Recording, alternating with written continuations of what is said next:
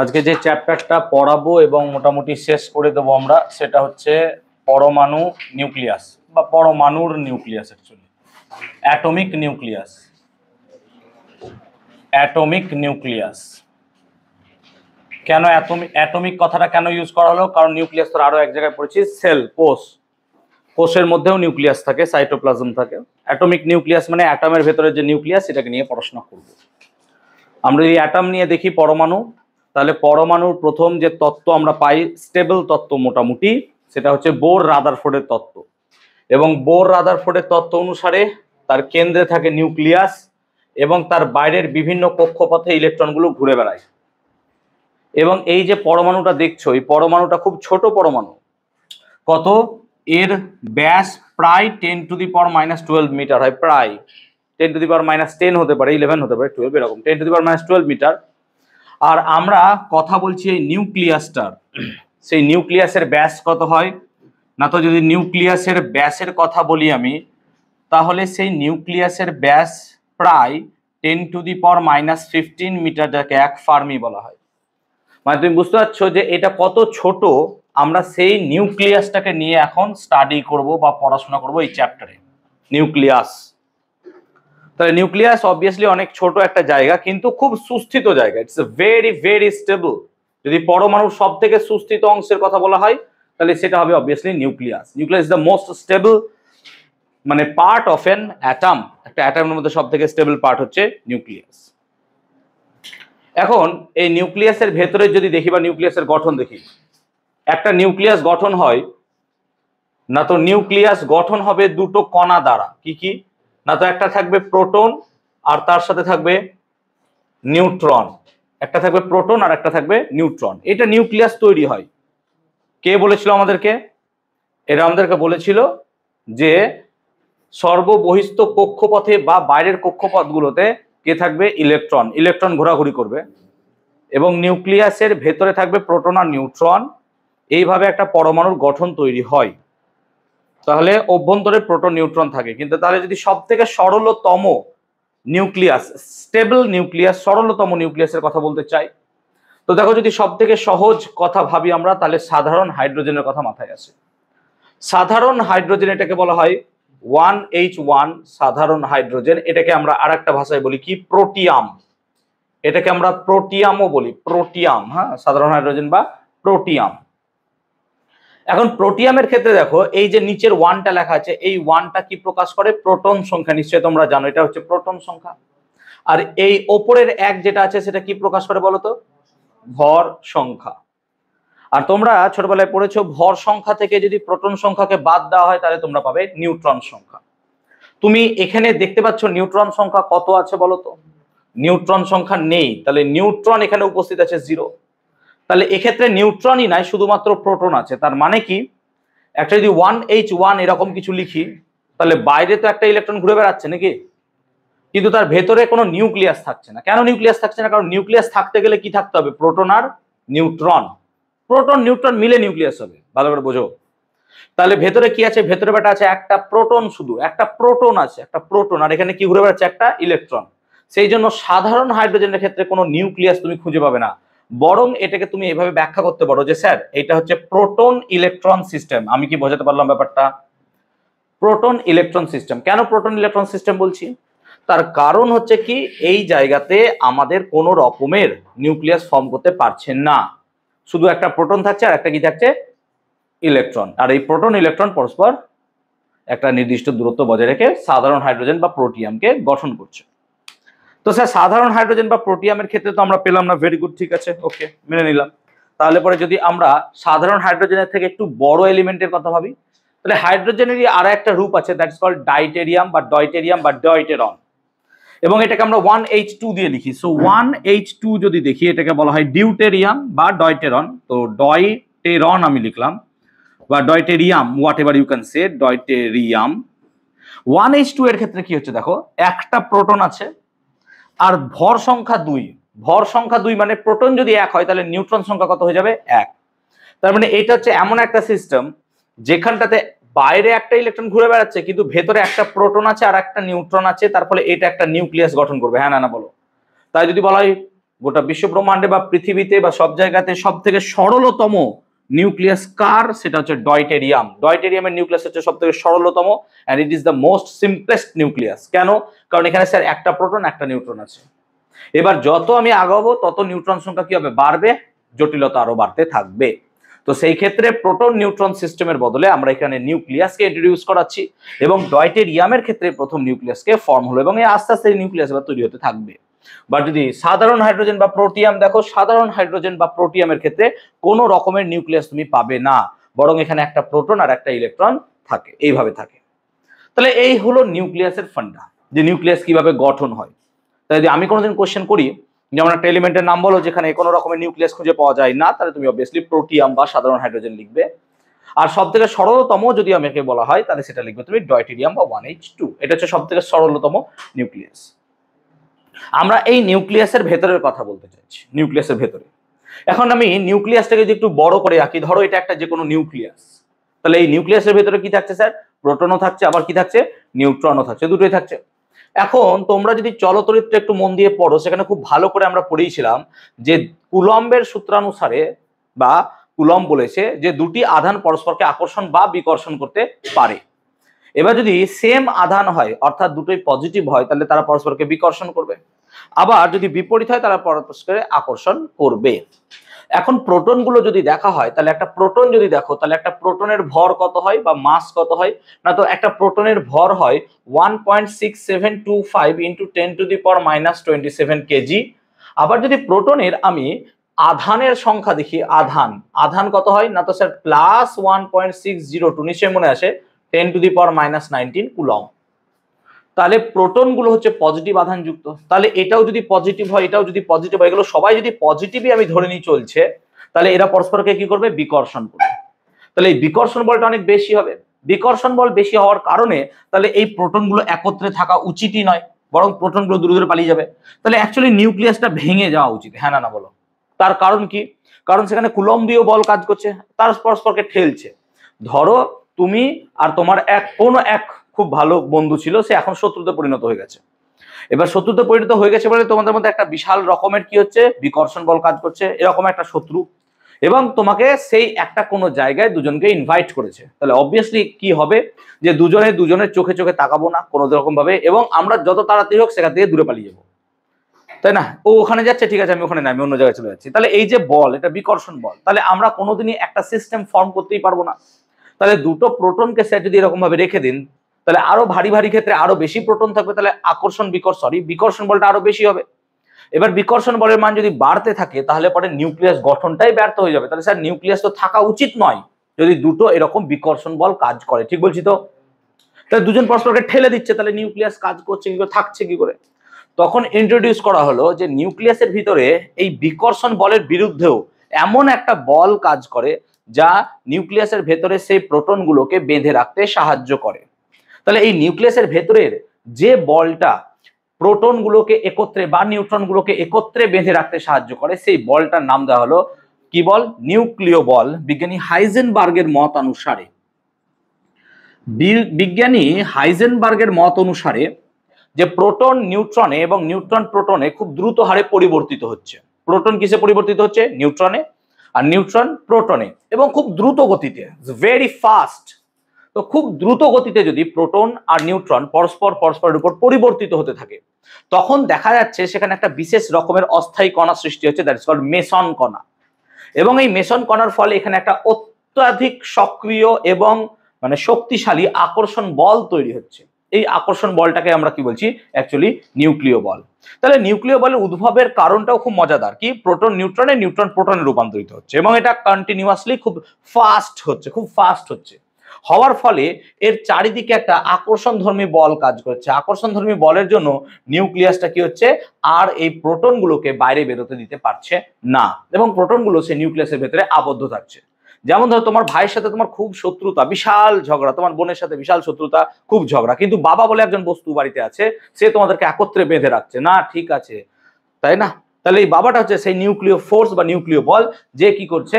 ওই দুই প্রোটনকে যাদের মধ্যে ঝগড়া ছিল তাদেরকে একত্রে বেঁধে রাখছে, না ঠিক আছে বাবু থাক, কোনো ব্যাপার নাই, তাই না? এবার যদি নিউক্লিয় বল না থাকে, বাবা যদি কোনোদিন না থাকে, তখন কি হবে? বাড়িতে ভাঙচুর সৃষ্টি হবে। তাহলে সেরকম সিচুয়েশন আমরা ফেস করেছি। আই হোপ ক্লিয়ার করতে পারলাম জিনিসটা, যে নিউক্লিয় বলের গুরুত্বটা কোথায়। এখন নিউক্লিয় বল সম্বন্ধে হাইজেনবার্গ তথ্য দিলেও এটা সম্বন্ধে সব থেকে বেশি ইলাবোরেটলি আমাদেরকে ডিসক্রাইব করেছিলেন জাপানিজ বিজ্ঞানী হিদেকি ইউকাওয়া। সো বিজ্ঞানী Hideki Yukawa was the first যিনি মোটামুটি এই নিউক্লিয় বল সম্বন্ধে বিস্তর ধারণা এবং একটা স্টেবল থিওরি দেওয়ার চেষ্টা করলেন বিজ্ঞানী হিদেকি ইউকাওয়া। হিদেকি ইউকাওয়া প্রথম নিউক্লিয় বলের সমীকরণ দিতে সক্ষম হলেন সেমি এম্পেরিক্যাল ফর্মুলার সাহায্যে, হোয়াটএভার। তো এই হিদেকি ইউকাওয়ার মত অনুসারে বা আমরা হাইজেনবার্গের মত অনুসারে যদি একত্রে মার্জ করে বলতে পারি যে নিউক্লিয় বলের কিছু বৈশিষ্ট্য থাকবে স্যার। নাম্বার 1 কি বৈশিষ্ট্য হতে পারে? নিউক্লিয় বল কিভাবে আকর্ষণধর্মী হয়। নিউক্লিয় বল আকর্ষণধর্মী হয়, যেমন মহাকর্ষ বল একটা আকর্ষণধর্মী বল, এটাও আকর্ষণ করবে। এমন হবে না যে নিউক্লিয় বল কখনো বিভেদ সৃষ্টি করছে। বাবা কোনোদিনও ছেলেদের মধ্যে চাইবে না বিভেদ সৃষ্টি হোক, তাই নিউক্লিয় বলও কোনোদিন চায় না যে তাদের মধ্যে কোনো বিভেদ সৃষ্টি হোক। সেজন্য এটা অলওয়েজ আকর্ষণধর্মী ইন নেচার হবে, তাই না? 2 নম্বর কি হতে পারে? যদি আমরা 2 নম্বর দেখি, এটা খুব স্বল্প পাল্লার বল। স্বল্প পাল্লা মিন্স খুব শর্ট রেঞ্জ ফোর্স, ইংলিশে বলা হয় এটাকে short range force. Short range force মানে কি?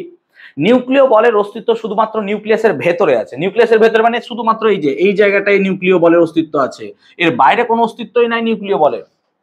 তার মানে নিউক্লিয় বল কাজ করছে কত পাল্লায়? 10⁻⁻15 মিটার, কত ছোট জায়গায় নিউক্লিয় বল কাজ করছে। সেজন্য এটা কি হচ্ছে খুব শর্ট রেঞ্জ ফোর্স, খুব ক্ষুদ্র জায়গায় এই বলটা কাজ করছে বলে এটা বলছি শর্ট রেঞ্জ ফোর্স, ঠিক আছে? তাহলে নিউক্লিয় বল খুব স্বল্প পাল্লার বল। 3 নম্বর কি হতে পারে? নিউক্লিয় বল প্রকৃতিতে প্রাপ্ত সব থেকে শক্তিশালী বল। It is the strongest force in the nature. শক্তিশালী বল, সব থেকে বেশি শক্তিশালী বল হচ্ছে নিউক্লিয় বল। আমরা আরেকটা পয়েন্ট পেতে পারি 3 নম্বর, যে নিউক্লিয় বল আধান নিরপেক্ষ। এ আধানের উপর নির্ভরই করে না, এ আধান নিরপেক্ষ, অর্থাৎ আধানের উপর নিউক্লিয় বল নির্ভর করে না। আধানের উপর নির্ভর করলে প্লাস প্লাস বিকর্ষণ করতো, আবার এখানে কোনো জায়গায় নিউট্রন ঢুকে আছে, নিউট্রনগুলোর উপর ইফেক্ট ফেলতো। তো এরকম আধানের উপর কিন্তু নিউক্লিয় বল কাজ করে না। সো নিউক্লিয় বল অ্যাকচুয়ালি আধান নিরপেক্ষ। তাহলে আমরা নিউক্লিয়ার ফোর্স সম্বন্ধে ডিটেল ধারণা পেলাম, ক্লিয়ার? তাহলে নিউক্লিয় বল একটা মৌলকে বা নিউক্লিয়াসকে স্টেবিলাইজ করছে, ভেরি গুড, স্টেবিলাইজ করছে। কিন্তু অনেক সময় কি হয় দেখবে, আমরা নিউক্লিয়াসকে যেমন ঘরের সঙ্গে তুলনা করছি, ঘরে যদি অত্যধিক মেম্বার হয়ে যায় না, তখন ঘরে ক্যাওস সৃষ্টি হয়। দেখো তুমি, তোমার মা, বাবা আর তুমি 3 জন মিলে যদি থাকো, ঘর খুব শান্ত থাকে, চুপচাপ। কিন্তু ধরো হঠাৎ করে 10 জন গেস্ট তোমাদের বাড়িতে চলে এসছে, তাই না? তখন তোমার অটোমেটিক্যালি বিরক্ত লাগবে। প্রথম দিন খুব ভালো লাগবে, দ্বিতীয় দিন ভালো লাগবে, তৃতীয় দিন থেকে আর ভালো লাগতে ইচ্ছা করবে না, এবার বিরক্ত লাগবে। কারণ কি, মনে হবে নিজের স্বাধীনতা ক্ষুণ্ণ হচ্ছে সেই জায়গাটায়, যে আমি এই কাজটা করতে পারছি না, তাই না? পিসি বলছে বলো বাবু কেমন পড়াশোনা চলছে, বাস ওই জায়গাটায় আমাদের শেষ হয়ে যায় জীবনটা। তো পড়াশোনা কেমন চলছে জিজ্ঞেস করলে পরে, তো হোয়াট এভার, সেই সমস্ত জায়গায় আমাদের অসুবিধা হয়। এই সমস্ত সিচুয়েশনের ক্ষেত্রে কি হয়, আমাদের কি হয়, অস্বস্তি বোধ হয়। তুমি এরকম ভাবতে পারো যে একটা নিউক্লিয়াসের মধ্যে নিউট্রন প্রোটন কতটা থাকবে সেটা ফিক্সড থাকবে, তাই না? এতটা নিউট্রন এতটা প্রোটন। কিন্তু এমনও তো হতে পারে কোনো ক্ষেত্রে নিউক্লিয়াসের ভিতরে নিউট্রন অত্যধিক বেড়ে গেছে, হতে পারে। একটা উদাহরণ নিচ্ছি আমি, 2টো উদাহরণ খুব সহজ চয়েস করি। জাস্ট ইমাজিন করো, দেখো 6C12, এটা যদি ভাবো, এটা কার্বনের একটা আইসোটোপ 6C12। এই 6C12 কে নিয়ে যদি আলোচনা করি, তাহলে এখানে দেখো প্রোটন সংখ্যা কত আছে স্যার? প্রোটন সংখ্যা তো 6টা আছে, প্রোটন সংখ্যা 6টা আছে। আর নিউট্রন সংখ্যা কত আছে স্যার? নিউট্রন সংখ্যাও 6টা আছে স্যার। তাহলে কত হেলদি ফ্যামিলি নাকি, 6টা সুন্দর, তাই না? Very good.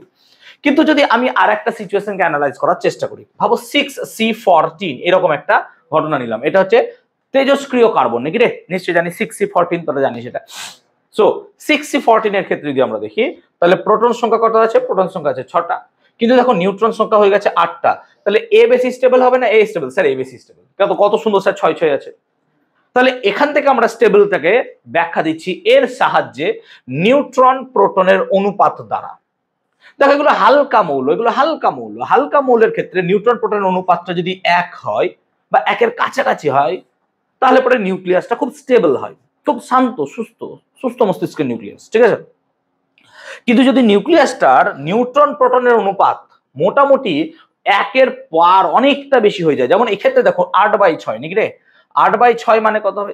8/6 মানে কত? 6 12 72, 6 13 78। তাহলে অ্যাপ্রক্সিমেটলি দেখো 1.35 এর কাছাকাছি চলে যাচ্ছে। তাহলে 1-এর থেকে অনেক বেশি। তাহলে এই নিউক্লিয়াসটা না আনস্টেবল হয়ে যাচ্ছে, অসুস্থ হয়ে যাচ্ছে। তুমি ভাবো এরকম যে বিয়ে বাড়িতে তুমি গেছো, তোমার লিমিট আছে, যে হ্যাঁ আমি 4 পিস খাসির মাংস খেতে পারবো, হোয়াট এভার, যারা ভেজ বা ভেগান আছো ক্ষমা করবে আমাকে, তোমরা পনির নিয়ে ভাবতে পারো। তো তো খাসির মাংস আমরা 4 পিস খেতে পারি, তাই না? এবার ধরো খাসির মাংস হেভি রান্না হয়েছে, দুর্দান্ত, দই টই দিয়ে হেভি রান্না করেছে সেই লেভেলের, ঠিক আছে? তো এইরকম সিচুয়েশনে যদি দেখি আমরা, তখন 4 পিসের জায়গায় অনেক সময় 8 পিস হয়ে যায়, 6 পিস হয়ে যায়, 8 পিস 9 পিস, আর ভালো হলে তো আরো 2-4 পিস বেশি একটু খাই নেওয়া যায়, সাঁটিয়ে দেওয়া যায় সুন্দরভাবে, ঠিক আছে? অবভিয়াসলি গিফটের টাকা বেশি দিয়েছি, তাই না? তো টাকা খেতে তো হবে অবভিয়াসলি। তো বেসিক্যালি সেই জায়গায় যদি দেখি আমরা, তখন আমাদের যদি বেশি খাওয়া হয়ে যায়, তা বেশি খাওয়া হয়ে গেলে কি হবে বলতো? তখন মনে হবে কোনো রকম ভাবে এটা বেরোলে বাঁচি, যে কোনো জায়গা দিয়ে বেরোলে হলো, মুখ দিয়ে বমি করতে পারলি বা পরের দিন টয়লেটে যায়, যে কোনো জায়গায়, যে বেশি খাওয়া হয়ে গেলে সেটাকে বার করতে পারলে মনে হয় যে আরে বাপরে চরম তৃপ্তি, খেয়ে এত শান্তি নাই, বের করে যতটা শান্তি আছে। অনেস্টলি স্পিকিং ট্রু, দেখবি অনেক সময় মাথা গোলায়, বমি হয়ে গেলে শরীরটা অনেক ভালো হয়ে যায়, এটা ফ্যাক্ট, ভেরি ফ্যাক্ট, যে আমাদের শরীর অতটা বেশি খাবার নিতে পারছে না। সেরকমই এই নিউক্লিয়াসটার ক্ষেত্রে তাই হয়েছে। এই নিউক্লিয়াসের ক্ষেত্রে 6টা প্রোটন, যদি 6টা নিউট্রন হতো কত সুন্দর ছিল, হেলদি পরিবার, তাই না? ও 6টা মাংসই খেয়েছে, কিন্তু এক্সট্রা 2 পিস লোভে পড়ে খেয়ে ফেলেছে এবং সেটাই বাঁচ দিচ্ছে ওকে। তাহলে এই নিউক্লিয়াসটা হচ্ছে আনস্টেবল। সেই জন্য এই নিউক্লিয়াসটা কি চাইবে? যে স্টেবল হতে। এবার স্টেবল হওয়ার জন্য এই নিউক্লিয়াসটার ভাঙন সৃষ্টি হয়, ভাঙন সৃষ্টি হবে। এবার নিউক্লিয়াসটার ভাঙন সৃষ্টি হয় মানে কি? নিউক্লিয়াসের ভেতর থেকে কিছু অদৃশ্য রশ্মি নির্গত হয়ে যায়, যা চোখে দেখতে পাবো না, কিন্তু ফটোগ্রাফিক প্লেটকে আক্রমণ করবে। তাহলে এইরকম ক্ষেত্রে দেখা যাবে সেই নিউক্লিয়াস থেকে কিছু রশ্মি বেরিয়ে যাচ্ছে। এবার নিউক্লিয়াস থেকে যত বেরোবে নিউক্লিয়াসটা তত কি হবে? আরাম পাবে। নাকি নিউক্লিয়াসটা অসুস্থ হয়ে গেছে, নিউক্লিয়াসটা আরাম পাবে। সেই কারণে আমরা এই নিউক্লিয়াসটাকে বলবো বা এই পরমাণুটাকে বলবো তেজস্ক্রিয় পরমাণু বা তেজস্ক্রিয় মৌল। দেখো এটা তেজস্ক্রিয় হলো না, কেন হলো না? কারণ এ ব্যালেন্স করে রেখেছে, ও 6 পিস মাংস খেতে পারবে, 6 পিসই খেয়েছে, কিন্তু ওই বেটা লোভে পড়ে খেয়ে ফেলে, যেটা আমি ধরতে পারো, ঠিক আছে? তাহলে এক্ষেত্রে আমি লোভে পড়ে খেয়ে ফেলি বেশি, দিয়ে শরীর খারাপ হয়ে যায়। তো 8 খেয়ে ফেলেছে, সেই জন্য ওর শরীরটা খারাপ হয়ে গেছে। কিন্তু যদি আমরা ভারী মৌলের ক্ষেত্রে দেখি, ভারী মৌল তোমরা পর্যায় সারণীতে পড়েছো, যেগুলো নিচের দিকের এলিমেন্ট সেগুলো ভারী নাকি রে? যেমন কি হতে পারে? Francium, rubidium, radium, uranium, thorium, protactinium, americium, curium, এরকম মৌলগুলো সব হচ্ছে কি ভারী মৌল। এরকমই একটা ভারী মৌলের কথা যদি আমি বলি, বাবু বোর্ডটা এইদিকে আছে, দেখো না, সুন্দর, দেখো কত সুন্দর রাখছি, তাই না? ওর মুখে কিছু রাখা নাই। তো 92 ইউরেনিয়াম 235 এর কথা যদি ভাবি আমরা, তাহলে এখানে বলো তাহলে এখানে স্যার প্রোটন সংখ্যা কত আছে? না তো প্রোটন সংখ্যা তো স্যার 92টা আছে। আর নিউট্রন সংখ্যা কত আছে স্যার? নিউট্রন সংখ্যা তুমি বলতে পারবে এখান থেকে, এটাকে বাদ দিলে, তো আমি চোখে যদি বাদ দিতে পারি তাহলে 143 হয় সম্ভবত, দেখে নাও একবার। তাহলে 235 থেকে 92 বাদ দিলে 143 হচ্ছে। তো দেখা যাচ্ছে ভারী নিউক্লিয়াস যেগুলো হয়, খুব ভারী নিউক্লিয়াস, সেইগুলোর ক্ষেত্রে নিউট্রন প্রোটনের অনুপাতটা যদি বার করা যায়, নিউট্রন প্রোটনের অনুপাত, তাহলে দেখো 143 বাই কত হচ্ছে? না তো 143 বাই 92। তাহলে 143 কে যদি 92 দিয়ে ভাগ করা হয়, তাহলে অ্যাপ্রক্সিমেটলি দেখো 9 আর 4 আসতে গেলে কি হবে আমাদেরকে? 1.5 এর বেশি, নাকি? 1.5 এর বেশি। তাহলে মোটামুটি 143 আর যদি 92 কে আমরা মোটামুটি ভাগ দিই, তাহলে ক্যালকুলেটর ইউজ করি। ক্যালকুলেটর কি করতে ইউজ করবো কোন দিন আমি? তাহলে 143 ডিভাইডেড বাই 92 আমাকে দিচ্ছে 1.55, 1.56 সামথিং। তো দেখো তুমি দেখতে পাচ্ছ, কিছু বলবে বাবা নাকি? ইচ্ছা আছে বলার? বলো আমাকে, কোশ্চেন আছে কিছু? তাহলে নিউট্রন প্রোটনের অনুপাত যদি 1.55 এর বা 56 এর বেশি হয়ে যায়, তাহলে পরে আদিত্য একটু উঠতো ওখান থেকে। হ্যাঁ ওঠো, দ্য লাস্ট বেঞ্চ। এলিমেন্টটাকে সরিয়ে দিই, সেটাকে ভালোবাসি বেশি, তো আমার ভালোবাসার ও মানে ইয়ে করে, গলত ফায়দা উঠায়। ঠিক বলছি না বলো? Last bench. আর কাউকে বেশি ভালোবাসি বা কেউ আমাকে বেশি ভালোবাসে? তাই তো, একদম লাস্টে যাও, ওখানেও নাই, ঠিক আছে? চলো, সুন্দর হয়ে গেল। তাহলে এক্ষেত্রে যদি আমরা নিউট্রন প্রোটনের অনুপাত দেখি 1.56, তাহলে পরে কি হবে? এই মৌলটাও অসুস্থ, এগুলো সবই অসুস্থ হয়ে যাবে তখন। তো যেহেতু এরা অসুস্থ হবে, তাহলে এরা সর্বদা তাদের দেহ থেকে কি করবে? এক প্রকারের অদৃশ্য রশ্মি বেরোবে। এটা প্রথম অবজার্ভ করেছিলেন কে? এটা প্রথম অবজার্ভ করেছিলেন বিজ্ঞানী হেনরি বেকারেল। হেনরি বেকারেল একটা বিশেষ রকমের পদার্থ, তার নাম হচ্ছে পটাশিয়াম ইউরেনিল সালফেট, এরকম একটা পদার্থ নিয়ে আলোচনা করছিলেন বা পরীক্ষা নিরীক্ষা করছিলেন।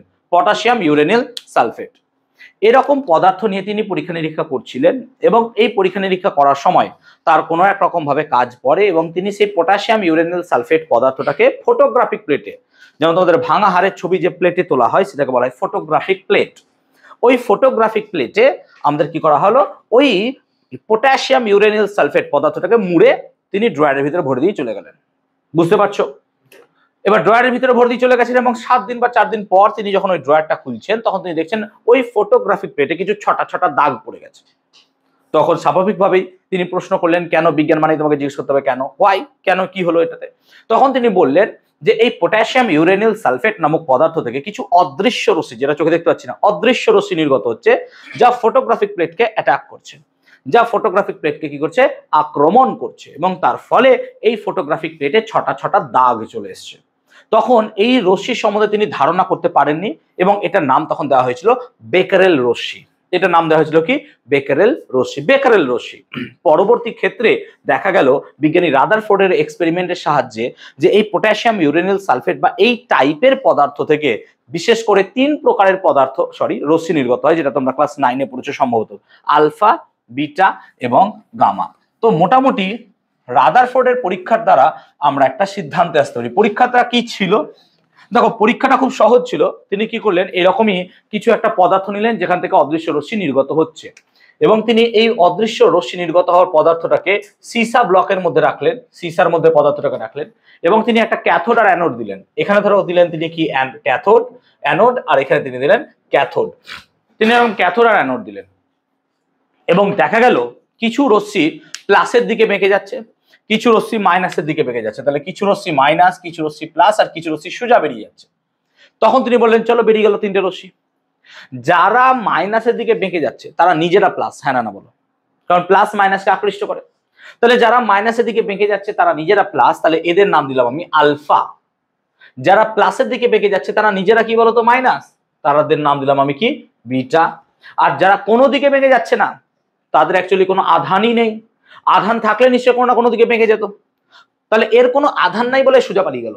একে বলবো আমরা গামা। এটা একটা তড়িৎ চুম্বকীয় রশ্মি। তাহলে আমরা এখান থেকে আলফা, বিটা, গামা সম্বন্ধে ধারণা পেতে পারি।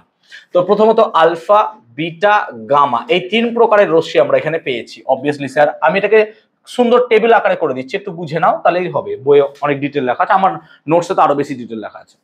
তাহলে আলফা, বিটা, গামা যদি দেখি, আলফার আধান যদি দেখি, না তো স্যার আলফার আধান কত হবে? ধনাত্মক আধান যুক্ত আলফা। ইয়েস অর নো বলো? হ্যাঁ অবভিয়াসলি। আর বিটা কি আধান যুক্ত স্যার? ঋণাত্মক আধান যুক্ত। আর গামা একটা নিস্তড়িত। তাই এই কোশ্চেনটা মাধ্যমিকে বহুবার দিয়েছে যে তেজস্ক্রিয় রশ্মির মধ্যে কোনটি নিস্তড়িত হয়? তাহলে অবভিয়াসলি কি হবে? গামা রশ্মি নিস্তড়িত হয়। এটা বহুবার মাধ্যমিকের প্রশ্নে এসেছে, আমরা এই কোশ্চেনটা কিন্তু অ্যানালাইজ করব। ওকে, পারুল টার্গেট যখন করাবো। তো আই হোপ তোমরা এই চ্যাপ্টারটা আজকে শেষ হয়ে গেলে পারুল টার্গেট তোমরা সবাই কিনে নিয়েছো। পারুল টার্গেট কিন্তু আমি সলভ করবো, এক সপ্তাহে আমি 5 পাতা 6 পাতা করে, মানে 5টা সেট 6টা সেট করে করাবো। হ্যাঁ, তো এখানে দাঁড়াবো, যে দিন যে টপিক বলবো যে এই 5টা করে নিয়ে আসো, যদি পরের দিন খাতায় না পেয়েছি তার কপালে কিন্তু খুব দুঃখ আছে, আমি বলে দিচ্ছি। এইটাই তোমাদের টেস্টের আগের পর্যন্ত কাজ হবে। টেস্টের আগে অক্টোবর মান্থে আমি 90 মার্কসের পরীক্ষা নেব। ডেট আমি এই সপ্তাহে জানিয়ে দেবো কবে হবে। পরীক্ষা সকলকে দিতে হবে। যদি পরীক্ষা না দাও তাহলে এবার আমাকে বলে দিও যে না স্যার আমি পরীক্ষা দেবো না, ঠিক আছে? আমাকে বলে দিতে পারো যে স্যার পরীক্ষা দেবো না। তাহলে প্লাস মাইনাস 0, ঠিক আছে? এই কারণ আলফা কণাকে যদি পরীক্ষা নিরীক্ষা করা যায়, দেখা যায় আলফা কণা হচ্ছে হিলিয়াম আয়নের স্রোত। তাহলে আলফা কণা কিসের স্রোত বেটা? আলফা কণা কিসের স্রোত? হিলিয়াম আয়নের স্রোত। তাহলে বলো তো, যদি কোনো একটা জায়গায় তেজস্ক্রিয় খনি থাকে, তেজস্ক্রিয় খনি, সেখান থেকে সবসময় তেজস্ক্রিয় রশ্মি বেরোচ্ছে, তাহলে তেজস্ক্রিয় খনিতে কোন গ্যাস সব থেকে বেশি পাওয়া যাবে বলতো? Helium gas. কেন হিলিয়াম গ্যাস পাওয়া যাবে বলতো? কারণ তেজস্ক্রিয় খনি থেকে সবসময় যদি আলফা বেরোয় স্যার, আলফাটা অ্যাকচুয়ালি কি গ্যাস? আলফাটা অ্যাকচুয়ালি হিলিয়াম গ্যাস, কিন্তু সেই হিলিয়ামটা আয়নিত অবস্থায় আছে। তো হিলিয়াম আয়নিত অবস্থায় থাকলেও যখন সে বাতাসের কন্ট্যাক্ট বা সংস্পর্শে আসবে তখন সে কি করবে? ইলেকট্রন গ্রহণ করে নেয়। তো ইলেকট্রন গ্রহণ করে নিলে হিলিয়াম আয়নটা তখন হিলিয়াম পরমাণুতে বা হিলিয়াম গ্যাসে পরিণত হয়ে যায়। সেই কারণে তেজস্ক্রিয় খনিতে প্রচুর পরিমাণে হিলিয়াম গ্যাস পাওয়া যায়। তার কারণই হচ্ছে আলফা কণা হিলিয়াম আয়নের স্রোত। বিটা কণাটা কি স্যার? না তো বিটা কণাটা হচ্ছে ইলেকট্রন, সেই জন্য ইলেকট্রনের চিহ্ন -1 E0 দিয়ে লেখা হয়। এখানে -1টা হচ্ছে ইলেকট্রনের আধান, যেটাকে আমরা -1 বলি, আর 0টা হচ্ছে তার ভর। অ্যাকচুয়ালি ইলেকট্রনের কোনো ভর নাই, আমরা ধরে চলি খুব কম পরিমাণ ভর আছে, দ্যাট ইজ 9.11 × 10⁻³ কেজি, খুব কম পরিমাণ ভর। আর গামা তো স্যার এটা তো কোনো রকমের কিছুই নেই, এটা একটা তরঙ্গ, যেটাকে আমরা বলবো ইলেকট্রোম্যাগনেটিক ওয়েভ, সেই জন্য এটাকে বলবো আমি স্যার ইএম ওয়েভ। এটাকে কি বলবো? ইএম ওয়েভ, তড়িৎ চুম্বকীয় তরঙ্গ, মানে আলোর মতো।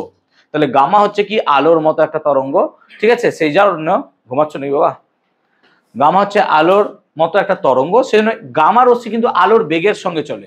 তাই মাথায় রাখবো গামা রশ্মির বেগ, গামার বেগ কত হবে না, তো 3 × 10⁸ মিটার পার সেকেন্ড। বহু স্কুল এই কোশ্চেনটা দিয়ে দেয় যে গামা রশ্মির বেগ কত হবে স্যার, তাহলে গামা রশ্মির বেগ হবে কত, 3 × 10⁸ মিটার পার সেকেন্ড। আমরা যদি ভেদন ক্ষমতা দেখি, ভেদন ক্ষমতা মানে কি বলতো, ভেদ করে চলে যেতে পারে, ভেদন ক্ষমতা মানে ভেদ করে চলে যেতে পারে। দেখা যাচ্ছে আলফার ভেদন ক্ষমতা, আমি এখানে ভেদন লিখছি, আলফার ভেদন ক্ষমতা সব থেকে কম, আলফার ভেদন ক্ষমতা নেই, প্রায় সব থেকে কম আলফার ভেদন ক্ষমতা, কিন্তু বিটার ভেদন ক্ষমতা একটু বেশি, কার তুলনায়, আলফার তুলনায়। তাহলে এটাকে মাঝারি লিখছি, মাঝারি লেখাটা খুব বাজে জিনিস, তাও লিখছি আমরা বোঝার সুবিধার্থে, যে মোটামুটি ধরে চলো যে আলফার মতো নয় কিন্তু খুব বেশি ভেদ করে পালিয়ে যায় এরকম নয়, মোটামুটি মাঝারি সাইজের একটা মোটামুটি ভেদন করতে পারে এরকম টাইপের একটা ভাবতে পারো। আর গামার ভেদন ক্ষমতা সব থেকে বেশি, এটা তড়িৎচুম্বকীয় তরঙ্গ, সেই জন্য আমাদের দেহের মধ্যে যে তেজস্ক্রিয় ক্ষয় বা তেজস্ক্রিয় দূষণ ঘটে সেটা গামার জন্য হয়, এবং এ বেটা জিনের মিউটেশন করতে পারবে, সেজন্য গামা রেডিয়েশন সব থেকে বেশি ডেঞ্জারাস রেডিয়েশন। আর তোমরা যদি অ্যাভেঞ্জার পড়ো জানবে, বা অ্যাভেঞ্জার মুভি দেখলে পরে দেখবে গামা রেডিয়েশনের পরে হাল্ক তৈরি হয়েছিল নাকি, HULK হাল্ক। সো ভেদন ক্ষমতা অনুসারে যদি সাজানো যায়, ভেদন ক্ষমতা অনুসারে সাজানো যায়, তাহলে ভেদন ক্ষমতা অনুসারে সাজালে কি হবে না, তো স্যার আলফার ভেদন ক্ষমতা সব থেকে কম, হ্যাঁ না বল, তারপর স্যার বিটা, তারপর কি হবে গামা, তাহলে alpha less than beta less than gamma, যদি আমরা ভেদন ক্ষমতা অনুসারে আলফা বিটা গামাকে সাজাই, তাহলে alpha less than beta less than gamma, এটা পেলাম ভেদন ক্ষমতা। গ্যাসকে আয়নিত করার ক্ষমতা নিয়ে এবার যদি আলোচনা করি, আয়নিত করার ক্ষমতা, আয়নন ক্ষমতা, গ্যাসকে আয়নিত করতে পারবে কিভাবে, দেখো হিলিয়ামের মধ্যে ডাবল প্লাস আছে, তাহলে হিলিয়ামের মধ্যে আধানের সংখ্যাও বেশি, সেই জন্য আলফা গ্যাসকে আয়নিত করতে পারে সব থেকে বেশি, সেই জন্য আলফা কণা বা আলফা রশ্মি গ্যাসকে আয়নিত করতে পারে সব থেকে বেশি। তাহলে আয়নিত করার ক্ষমতা কার সব থেকে বেশি স্যার, আলফার আয়নিত করার ক্ষমতা সব থেকে বেশি, ঠিক আছে, আলফার আয়নিত করার ক্ষমতা সব থেকে বেশি। কিন্তু বিটার আয়নিত করার ক্ষমতা কি স্যার, মাঝারি, এগেন মাঝারি মানে কি মাঝামাঝি জায়গা আছে এরকম। আর গামার গ্যাসকে আয়নিত করার ক্ষমতা সব থেকে কম, এর বেটা নাই, প্রায় গ্যাসকে আয়নিত করতে পারে না, কিন্তু ভবিষ্যতে পড়বে গামা গ্যাসকে আয়নিত করতে পারে কিন্তু, হ্যাঁ এখন মাধ্যমিক স্ট্যান্ডার্ডে জেনে চলো যে না করতে পারে না, বাট ভবিষ্যতে দেখবে না গামাও গ্যাসকে আয়নিত করতে পারে। তাহলে যদি আমি গ্যাসকে আয়নিত করার ক্ষমতা অনুসারে সাজাই, তাহলে স্যার আয়নিত করার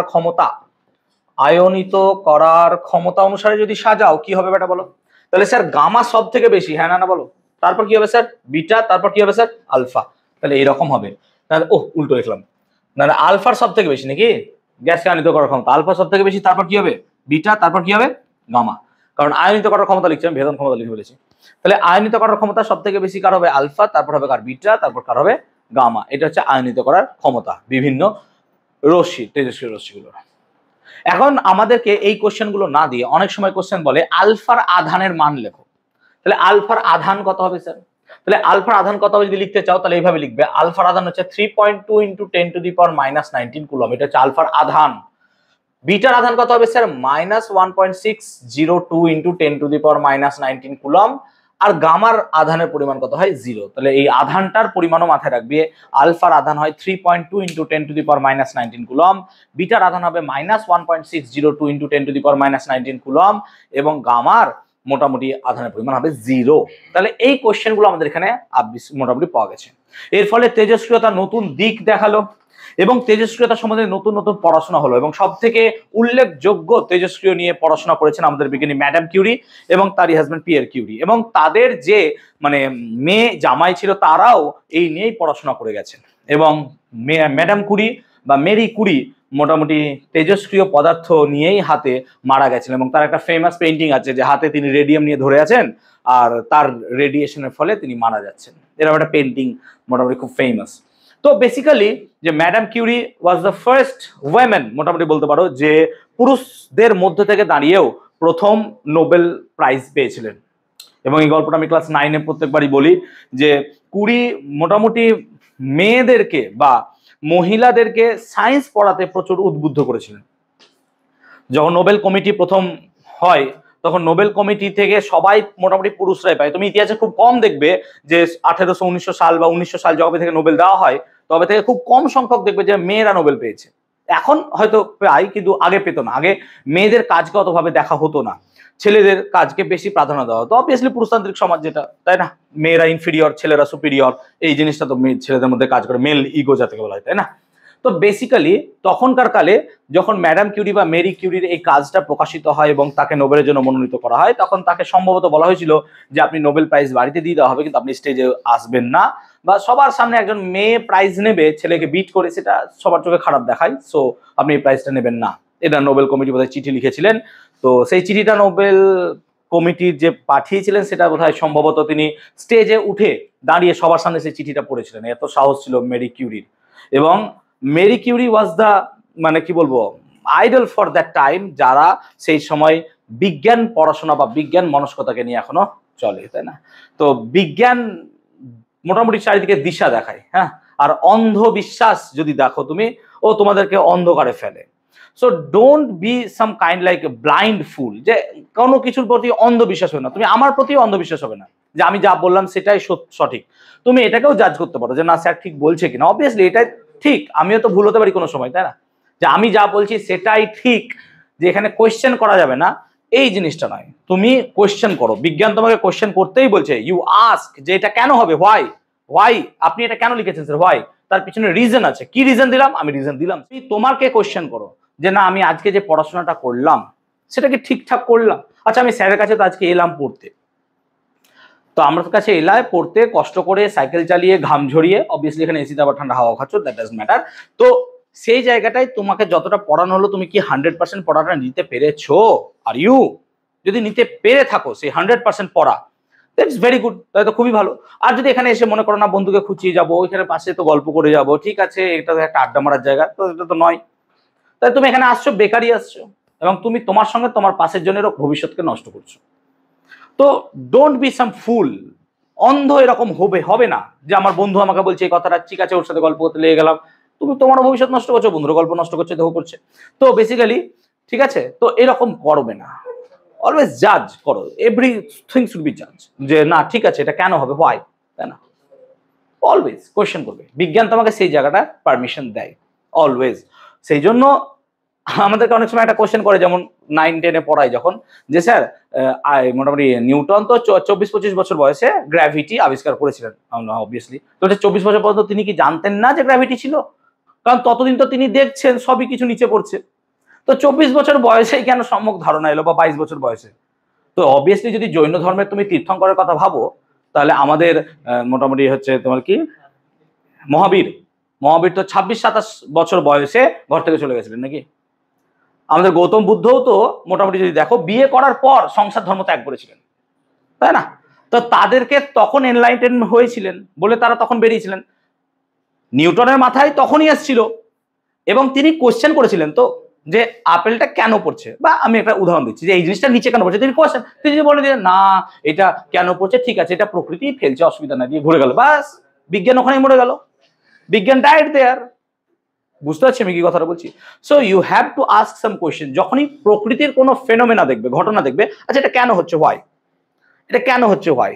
যেমন আমাকে একটা খুব মানে কোশ্চেন ছোটবেলায় খুব মানে ভাবাতো, তোমরাও দেখবে এখনো পাবে, যে জলের ওপর যখন তেল পড়ে, পেট্রোল বা ডিজেল, তখন দেখবে সেখানে অনেক সময় রঙের প্যাটার্ন দেখা যায়। তোমরা কেউ ফলো করেছো আমি জানি না, ঠিক আছে? যদি লাইট ঠিক মতো পড়ে, লাইট রে, তো তখন কি হয়েছিল, যে ওখানে অনেক সময় রং বেরঙের, মানে সবুজ, নীল, লাল এরকম দেখা যায়। লাইক প্রিজমে যেমন লাইট ফেললে সেখান থেকে কি হয়, 7 রঙের রামধনু পাওয়া যায়।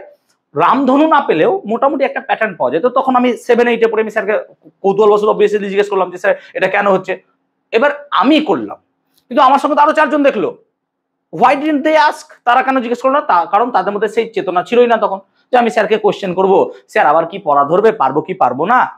না, তুমি আমাকে কোনো কোয়েশ্চেন জিজ্ঞেস করো, যে স্যার প্রকৃতিটা দেখলাম, আমি নিজে যদি তার ব্যাখ্যা জানি তোমাকে দেবো, ব্যাখ্যা না পেলে সেটা আমি নিয়ে পড়াশোনা করব, তারপর সেই ব্যাখ্যা আমি তোমাকে দেবো। একটা টিচারের এটাই কাজ। সেই জন্য তোমাদেরকে বারবার বলি যে কোয়েশ্চেন করো, ঠিক আছে? ঘুমাবে না, ঠিক আছে? কোয়েশ্চেন করো, মুখ বন্ধ। ঠিক আছে, ওকে, চলো এবার হচ্ছে স্যার পড়া, নাহলে এবার ঘুম চলে আসবে, স্যার অনেক বেশি বলে ফেললাম। তো অবভিয়াসলি আস্ক করবে কোয়েশ্চেন, হ্যাঁ। যখন তুমি পরীক্ষায় বই পড়বে না, যখন কোয়েশ্চেন করতে শিখে যাবে, then you are a good student. তখন তুমি হয়ে যাবে, সে তুমি নাম্বার পাও না পাও, that is matter at all. Number পেলেই বাকি, না পেলেই বাকি, তোমার মধ্যে যদি সেই বিজ্ঞান চেতনা থাকে না, ওটাই অনেক, that is more than enough. চলো আমরা এই জায়গাটায় আসছি। তাহলে এবার তুমি পট করে বলো এখানে 3.2 কেন লিখলাম? যে স্যার আপনি তো এটা বলবেন, এবার আমি কি লজিক দেবো না? অবভিয়াসলি লজিক দেবো। দেখো হিলিয়ামের দুটো আয়ন আছে 2+, তাহলে দুটো প্লাস মানে অ্যাকচুয়ালি দুটো প্রোটনের চার্জ, তাই দুটো প্রোটনের চার্জ লিখে দিয়েছি 2 গুণ করে। 1.6 × 10⁻19 এর সাথে কত গুণ করলাম? 2 গুণ, সেই জন্য 3.2 × 10⁻19 চলে এলো। আই হোপ ক্লিয়ার করতে পেরেছি কনসেপ্টটা। তাহলে এই গেল আলফা বিটা গামা এরকম ভাবে বেরিয়ে যাওয়ার গল্প, এবং আমাদের হেনরি বেকারেলের গল্প এবং ম্যাডাম কিউরির গল্প। তো তোমরাও সেখান থেকে অবভিয়াসলি ইন্সপায়ার্ড হও, বিজ্ঞান নিয়ে পড়াশোনা করো। এখন কোন একটা পদার্থ থেকে আলফা বিটা গামা বেরোচ্ছে কেন স্যার, ওয়াই? তো আমি তার ব্যাখ্যা তো আগেই দিলাম, নিউক্লিয়াস অসুস্থ হয়ে যাচ্ছে নাকি? কেন অসুস্থ হয়ে যাচ্ছে? কারণ কি নিউট্রন প্রোটনের অনুপাতটা কি হয়ে যাচ্ছে? বেশি হয়ে যাচ্ছে স্যার। নিউট্রন প্রোটনের অনুপাত কি হয়ে যাচ্ছে? বেশি হয়ে যাচ্ছে। এবার এই নিউট্রন প্রোটনের অনুপাত বেশি হয়ে যাওয়ার কারণে তখন কি হচ্ছে? নিউক্লিয়াসটা অসুস্থ হয়ে যাচ্ছে। তার জন্য সে চাইছে ভেতর থেকে আমার যা বেরোচ্ছে বেরিয়ে যা, বেরিয়ে যা। তো বেরিয়ে গেলে পরে কি হবে? আমি খুব হালকা নিজেকে রিল্যাক্স ফিল করবো। তুমি তোমার শরীর আর আমার শরীরের কথা ভাবো, যে তোমার শরীর কত স্লিম ফিগার, তোমাদের বয়সে আমি এরকম পাতলা ছিলাম, কিন্তু আজকে আমি একটু মোটা হয়ে গেছি বলে আমার খুব হাঁটতে চলতে কষ্ট হচ্ছে একটু। দিয়ে ডে বাই ডে যদি আমি এটাকে কন্ট্রোল না করি, আরো যদি মোটা হতে থাকি, তো আমার হাঁটা চলা করতে আরো কষ্ট হবে। কিন্তু আমি নিজেকে এখন ফ্রি মনে করছি না। আমি তখনকার কালে নিজেকে ফ্রি মনে করতাম যখন আমি 400 মিটার দৌড়তাম, লং জাম্প, হাই জাম্প এগুলো দৌড়াতাম, তাই না? তখন আমি ফ্রি ফিল করতাম, কিন্তু এখন ফ্রি লাগছে না। কিন্তু হ্যাঁ, বয়সের দোষ, বয়স বাড়ছে সেই কারণে। তো এরাও সেই কারণে অসুস্থ হয়ে যাচ্ছে, এরা চাইছে শরীর থেকে বেরিয়ে যাক। তাহলে আমি যদি আজকে আমার 5 কেজি 6 কেজি ওজনকে কমাতে পারতাম, তাহলে আমিও নিজেকে একটু রিল্যাক্স ফিল করতে পারতাম। তো এরা চাইছে যে নিজেরা রিল্যাক্স করতে, সেই কারণে এরা চাইছে নিউট্রন প্রোটনের অনুপাতটাকে কমাতে, যাতে করে কি হয়? আমাদের নিউক্লিয়াসটা স্টেবল হয়। এখন যদি কোনো একটা নিউক্লিয়াস থেকে স্যার আলফা বিটা গামা বেরিয়ে যায়, তাহলে পরে কি ঘটবে? তো কোনো একটা নিউক্লিয়াস থেকে তো স্যার আলফা বিটা গামা বেরোবেই, অবভিয়াসলি বেরোবে। তাহলে তার পরিণাম হিসেবে কি হয়? সেটার সূত্র আমরা আলফা বিঘটন সূত্র, বিটা বিঘটন সূত্র এবং গামা বিঘটন সূত্র, এরকম 3টে বিঘটন সূত্রের মাধ্যমে পড়বো ভাই। এগুলোকে অনেক সময় সডি ও ফ্যাজানের সূত্র বলা হয়, ঠিক আছে? যারা ভট্টাচার্য ব্রাদার্সের বই ফলো করছো সেখানে দেখবে লেখা থাকবে সডি ও ফ্যাজানের সূত্র। ওকে, সো সডি ও ফ্যাজানের সূত্র মোটামুটি, বা ফ্যাজান, সডি ও ফ্যাজানের সূত্র, বা আমরা বলবো এখানে আলফা বিঘটন সূত্র। চলো প্রথমে আলফা বিঘটন সূত্র বলো তো, যে তেজস্ক্রিয় খনিতে হিলিয়াম গ্যাস কেন পাওয়া যায় এত বেশি? 5 জনকে এবার জিজ্ঞেস করো তো একবার। সব উত্তর সমাধান তো তার কাছে আছে নাকি? পারবা? পারবা না। কত ভালো করে বোঝালাম আমি, জানো তো? কেন বলো তো? আলফা রশ্মি বেরোচ্ছে তবে। আলফা রশ্মি কি দিয়ে তৈরি? হিলিয়াম দিয়ে তৈরি না, He+, সেজন্য হিলিয়াম পাওয়া যাচ্ছে। তাই 2 লাইনের উত্তর পারলা না। ওকে, তাহলে আলফা বিঘটন সূত্র, কোন জায়গা থেকে আলফা বেরোলে কি হবে? আচ্ছা, ধরো আমার কাছে একটা যে কোনো মৌল আছে ZXA। এই ZXA মৌলের ক্ষেত্রে রিয়াঙ্কা বলো তো, জেডটাকে আমরা কি বলি বলো তো? এখনই লিখেছিলাম, জেডটাকে কি লিখি, কি বলি, এটার নাম কি? জেডটাকে কি বলি? প্রোটন সংখ্যা না? এটাকে কি বলি? প্রোটন সংখ্যা বা পরমাণু ক্রমাঙ্ক। এটাকে কি বলি আমরা? ভর সংখ্যা। মনে থাকবে। আর এক্সটা হচ্ছে মৌলের নাম। উদাহরণ দিচ্ছি, দেখ মিটিয়ে দেবো। কেমন? ধর, যেমন ধর 11 সোডিয়াম 23 নাকি রে?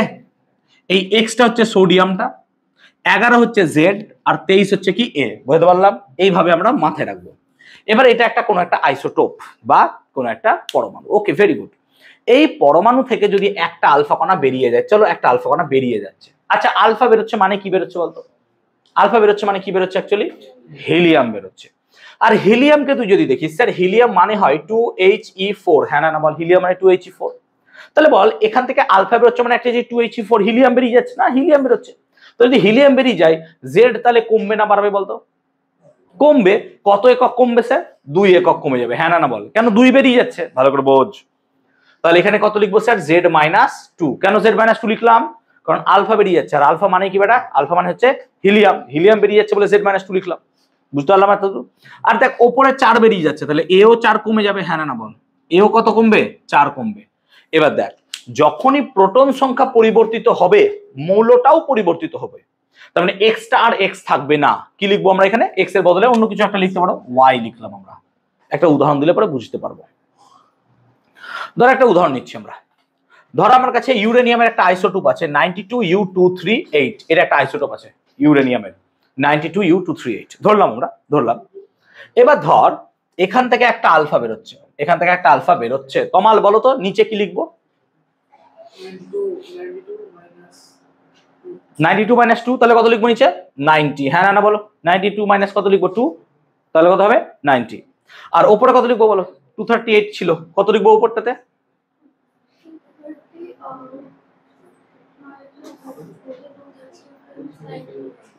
বলো 230, এখানে কত আছে 238 মাইনাস 4 মানে কত লিখবো 234 লিখবো, অবভিয়াসলি তাই না, 234 লিখবো। এবার দেখো যখনই 90 হয়ে গেছে, 92 ইউরেনিয়াম, 90 কিন্তু ইউরেনিয়াম নয়, 90 মানে হচ্ছে কি বলতো থোরিয়াম হয়। তো দেখো চেঞ্জ হয়ে গেল, পুরো সিচুয়েশনটা বোঝাতে পারছি আমি। তাহলে এইভাবে আমরা মোটামুটি দেখবো যে আলফা বিঘটন হয়। ক্লিয়ার হলো আলফা বিঘটন? তাহলে আলফা বিঘটনটাকে আমরা বোঝাতে পেরেছি, হ্যাঁ না বলবে প্লিজ, ক্লিয়ার হয়েছে? হ্যাঁ বলো। আলফা ঢুকবে না বাবা, তুমি ঢুকাতে পারবে না নিউক্লিয়াসে। হ্যাঁ, বিটা বিঘটন সূত্র, নিউক্লিয়াসকে কি পেয়েছে, ওপেন দরজা নাকি আই ঢুক বেরিয়ে যা, চল হয় না, নিউক্লিয়াস বেরোতেই পারে না। এটা কোয়ান্টাম থিওরি দিয়ে ব্যাখ্যা করা যায়। অ্যাকচুয়ালি নিউক্লিয়াস হচ্ছে বেরোতে পারবে না, ওই কোয়ান্টাম টানেলিং বলে একটা ইফেক্ট হয়, সেই ইফেক্টের মাধ্যমে বলতে পারি, ওটা অনেক বড়। চলো আচ্ছা, মনে করো বেরোতে পারে, ঢুকতে পারবে এরকম ধরো। আচ্ছা বিটা বিঘটন, বিটা বিঘটন মানে কি হবে? এবার বিটা মানে কি রে বেটা? বিটা মানে হচ্ছে ইলেকট্রন। এবার তুই বল, আমরা একটু আগে একটা এখানে থিওরি পড়েছিলাম, কার? Bohr Rutherford. বোর রাদারফোর্ড থিওরিতে আমরা স্পষ্ট বলেছিলাম, কি বলেছিলাম? যে স্যার ইলেকট্রন গুলো বাইরে ঘোরাঘুরি করে, আর ভেতরে কে থাকে? প্রোটন আর নিউট্রন। তাহলে স্যার নিউক্লিয়াসের ভিতরে যদি প্রোটন আর নিউট্রন থাকে, তাহলে নিউক্লিয়াসের ভিতরে ইলেকট্রন কি করছে? ইলেকট্রন তো বাইরে থাকা উচিত, ইয়েস অর নো? কোয়েশ্চেনটা বোঝো, ফ্রেমিংটা বোঝো। বিটা মানে কি? ইলেকট্রন। তাহলে কোয়েশ্চেন তোমাকে দেবে যে ইলেকট্রন তো পরমাণুর বাইরে থাকে, মানে নিউক্লিয়াসের বাইরে থাকে। তাহলে ইলেকট্রন যদি নিউক্লিয়াসের বাইরে থাকে, তাহলে নিউক্লিয়াসের ভেতরে ইলেকট্রন কি করছে? তাহলে কি আমরা বলতে পারি নিউক্লিয়াসের ভেতরে প্রোটন ইলেকট্রন নিউট্রন সবই থাকে? না, শুধুমাত্র প্রোটন নিউট্রন থাকে। তাহলে ইলেকট্রন এলো কোথা থেকে? ইলেকট্রন তৈরি হয়। কি করে তৈরি হয়? তুই একটা কথা ভাব, তোর নিউক্লিয়াস থেকে বিটা কেন বেরোবে? বিকজ তোর নিউট্রন প্রোটন অনুপাতটা বেশি হয়ে গেছে, হ্যাঁ না বল? বেশি হয়ে গেছে না, নিউট্রন প্রোটন অনুপাত বেশি হয়ে গেছে। এবার নিউট্রন প্রোটনের অনুপাত বেশি হয়ে গেছে, তোকে কমাতে হবে, এর অনুপাতটা কমাতে হবে। কমানোর দুটো উপায় আছে, স্যার এটাকে কমান এটাকে বাড়ান, হ্যাঁ না বল? যদি আমরা লবটাকে কমিয়ে দিই আর হরটাকে বাড়িয়ে দিই, তাহলে এই রেশিওটাই কমে যাবে, হ্যাঁ না বল? এই কমানোর জন্য 0n1, এটা হচ্ছে নিউট্রন। কেন 0n1 স্যার? এটা মানে কি বলেছিলাম? চার্জ, আধান। নিউট্রনের আধান কত হয় রে? 0, আর ভর তো 1। এই নিউট্রনটা পরিবর্তিত হয়ে যায় প্রোটনে। এবার দেখ, নিউট্রন যদি প্রোটনে পরিবর্তিত হয়, তাহলে ব্যালেন্স দাঁড়ায় না, কেন? এখানে 1 এখানে 0 আছে। তাহলে সামহাও তোকে নিচে কি আনতে হবে বলতো? -1, তবে যোগ করে কত হবে? 0। আর ওপরে কি আনতে হবে বলতো? 0। এরকম একটা চেহারা তোরা দেখেছিস আগে? এই যে, সেই জন্য একটা নিউট্রন যখন একটা প্রোটনে পরিবর্তিত হয়, তখন সেখানে অটোমেটিক্যালি একটা ইলেকট্রন তৈরি হয়ে যায়। তাহলে আমরা এটা কথা মাথায় রাখবো, যখন একটা নিউট্রন একটা প্রোটনে পরিবর্তিত হয়, তখন সেখানে একটা ইলেকট্রন তৈরি হয়, এবং এই ইলেকট্রনটাই বিটা কণা রূপে কি হয়ে যায়? ওই নিউক্লিয়াস থেকে বেরিয়ে আসে। তাহলে আই হোপ ক্লিয়ার করতে পারলাম যে পরমাণুর অভ্যন্তরে বা নিউক্লিয়াসের ভেতরে কেন আমাদের ইলেকট্রন পাওয়া যায়। বল কেন পাওয়া যায়? নিউক্লিয়াসের ভেতরে কেন ইলেকট্রন পাওয়া যায়? বল বল, বাড়ি চলে যা। কি করছিস ওখানে? কেন? তো এই সমস্যার সমাধান করবো না, আমি পড়াবো। কটা বাজছে? 10-এ পড়ছিস বাবা, 7-8-এ পড়লে না মানতাম যে বাচ্চা আছিস। সিরিয়াসলি পড়াটা শোন। এই কোশ্চেনটা এখনই পাউল টার্গেটে পাবি, পরের দিন যখন করাবো এই কোশ্চেনটা পাবি না। তো নিউট্রন প্রোটনের ক্ষেত্রে আমরা দেখছি, যখন নিউট্রন প্রোটনে পরিবর্তিত হচ্ছে, নিউট্রন প্রোটনে পরিবর্তিত হচ্ছে, তখন ওখানে অটোমেটিক একটা ইলেকট্রন তৈরি হয়ে যাচ্ছে। ভাই একটা ইলেকট্রন তৈরি হয়েছে, এই ইলেকট্রনটাই নিউক্লিয়াস থেকে বেরিয়ে যাচ্ছে। তাহলে তুই ভাব, নিউট্রন যদি প্রোটনে পরিবর্তিত হয়ে যায়, দেখ নিউট্রন কমে গেল আর প্রোটন বেড়ে গেল, তাহলে নিউট্রন প্রোটনের অনুপাতটা কি থাকলো? কমে গেল, হ্যাঁ না বল? বুঝতে পারছিস ব্যাপারটা? এই কারণে কমে যায়। এবার তুই বল, যখন নিউট্রন প্রোটনে পরিবর্তিত হচ্ছে, তাহলে নিউট্রনটা যখন প্রোটনে পরিবর্তিত হচ্ছে, তার ভর সংখ্যার কোনো পরিবর্তন হবে না স্যার। কেন? ভর সংখ্যা মানে কি স্যার? ভর সংখ্যা মানে হচ্ছে নিউট্রন প্লাস প্রোটন। আরে ভাই স্যার, নিউট্রনটাই তো প্রোটনে পরিবর্তিত হয়ে গেল, তাহলে ভর সংখ্যার কোনো পরিবর্তন হবে না। তার মানে আমরা এটা ভাবতে পারি, যখন কোনো একটা পরমাণু XZA থেকে একটা বিটা বেরিয়ে যাবে, স্যার ভর সংখ্যার কোনো পরিবর্তন হবে না, হ্যাঁ না বল? বুঝতে পারলাম কেন হবে না? কিন্তু দেখ প্রোটন বেড়ে যাচ্ছে, হ্যাঁ না বল, প্রোটনটা কি হয়ে যাচ্ছে, এক ঘাট বেড়ে যাচ্ছে, সেই জন্য জেডটা জেড থাকবে না, কি হবে বলতো, জেড প্লাস 1 হয়ে যাবে, এবং মৌলটাও চেঞ্জ হয়ে এক্স এর জায়গায় কি হয়ে যাবে বলতো, ওয়াই। উদাহরণ দিচ্ছি দেখ, এইটা মনে আছে তো, এটা মনে আছে নিশ্চয়ই। এখান থেকে ধর একটা বিটা বেরোচ্ছে, হতে পারে তো একটা বিটা বেরোচ্ছে, এখান থেকে বিটা বেরোচ্ছে, তাহলে যদি এখান থেকে একটা বিটা বেরিয়ে যায় কি হবে স্যার, তাহলে 90 জায়গায় কি লিখবো বলো তো, 91, অবভিয়াসলি স্যার 91 লিখবেন। আর 91টার যে মৌলের নাম সেটা হচ্ছে proto actinium, PA, proto actinium. কিন্তু 234টা 234 থেকে যাবে, হ্যাঁ না বলো, বুঝতে পারছো? যদি আমি আরেক ঘাট বিটা বার করি, আরেকটা বিটা বেরিয়ে গেল, ধর বলছে স্যার আপনি কি করছেন, আরে আমি তো ধরছি যেরকম ভাবে হচ্ছে, হয়তো নাও হতে পারে, জাস্ট আমি তোদেরকে বোঝানোর উদ্দেশ্যে বলছি যে একটা আলফা বেরোচ্ছে বিটা, এরকম তো নাও হতে পারে, একসঙ্গে 10টা আলফা বেরিয়ে গেল, হতে পারে রে ভাই, অসুবিধা কি আছে? তাহলে এরকম যদি হয় তাহলে দেখ 91টা আবার কি হয়ে যাবে বলতো, 92, আর 92 মানে কি রে, ইউরেনিয়াম নাকি রে, তাহলে ইউরেনিয়াম 2 3 4। তাহলে এই হলো আলফা বিটা বিঘটন। আমি কি আলফা বিটা বিঘটন পুরো বোঝাতে পেরেছি? বলবে ক্লিয়ার হয়েছে পুরো? এবার আমরা পড়বো গামা বিঘটন। দেখ গামা বিঘটন মানে কি রে, না তো গামার স্যার ভর আছে, না গামার আধান আছে, কিচ্ছু নাই। তাহলে কোনো একটা পরমাণু থেকে যদি গামা বেরিয়ে যায় সেটা পরমাণুর উপর কোনো ইফেক্টই ফেলে না, বরং পরমাণুটা কি হয়, যে পরমাণুটাতে যে এনার্জি ছিল সেই এনার্জিটা একটু কমে যায়, বরং পরমাণুটা কি হয়, উদ্দীপ্ত স্তর থেকে গ্রাউন্ড স্তর বা ভূমি স্তরে নেমে যায়। সেজন্য ZXA এখান থেকে যদি একটা গামা রশ্মি বেরোয় তাহলে কোনো রকমের চেঞ্জ হয় না, যেমন সেরকমই ছিল, শুধুমাত্র পার্থক্য এরকম হয় যে মৌলটা উত্তেজিত থেকে ভৌম স্তর বা ভূমি স্তরে চলে এসছে, এইটুকুই পার্থক্য হয়, আনলেস কিছু পার্থক্য হয় না। তাহলে আলফা বিটা গামা এই হচ্ছে আমাদের বিঘটনের সূত্র, এবং এখান থেকে পরীক্ষায় প্রশ্ন দেয়, এখান থেকে পরীক্ষায় প্রশ্ন দেয়। তাহলে যদি বলা হয় যে তোমাকে একটা কোশ্চেন, আমি পট করে বলে ফেলি, তাই না, একটা কোশ্চেন বলে ফেলি চট করে, ঠিক আছে, রুদ্র বলবে কোশ্চেনটা নাকি, তাই না, বলবে না, রুদ্রজিৎ বলো দেখি।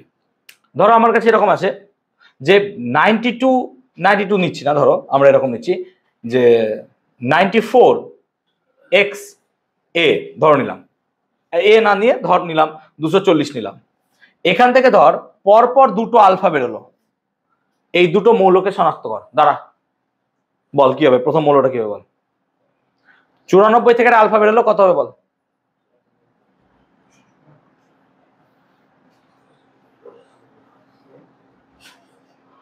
কি শিখালাম, 92, আর উপরে কত লিখবো,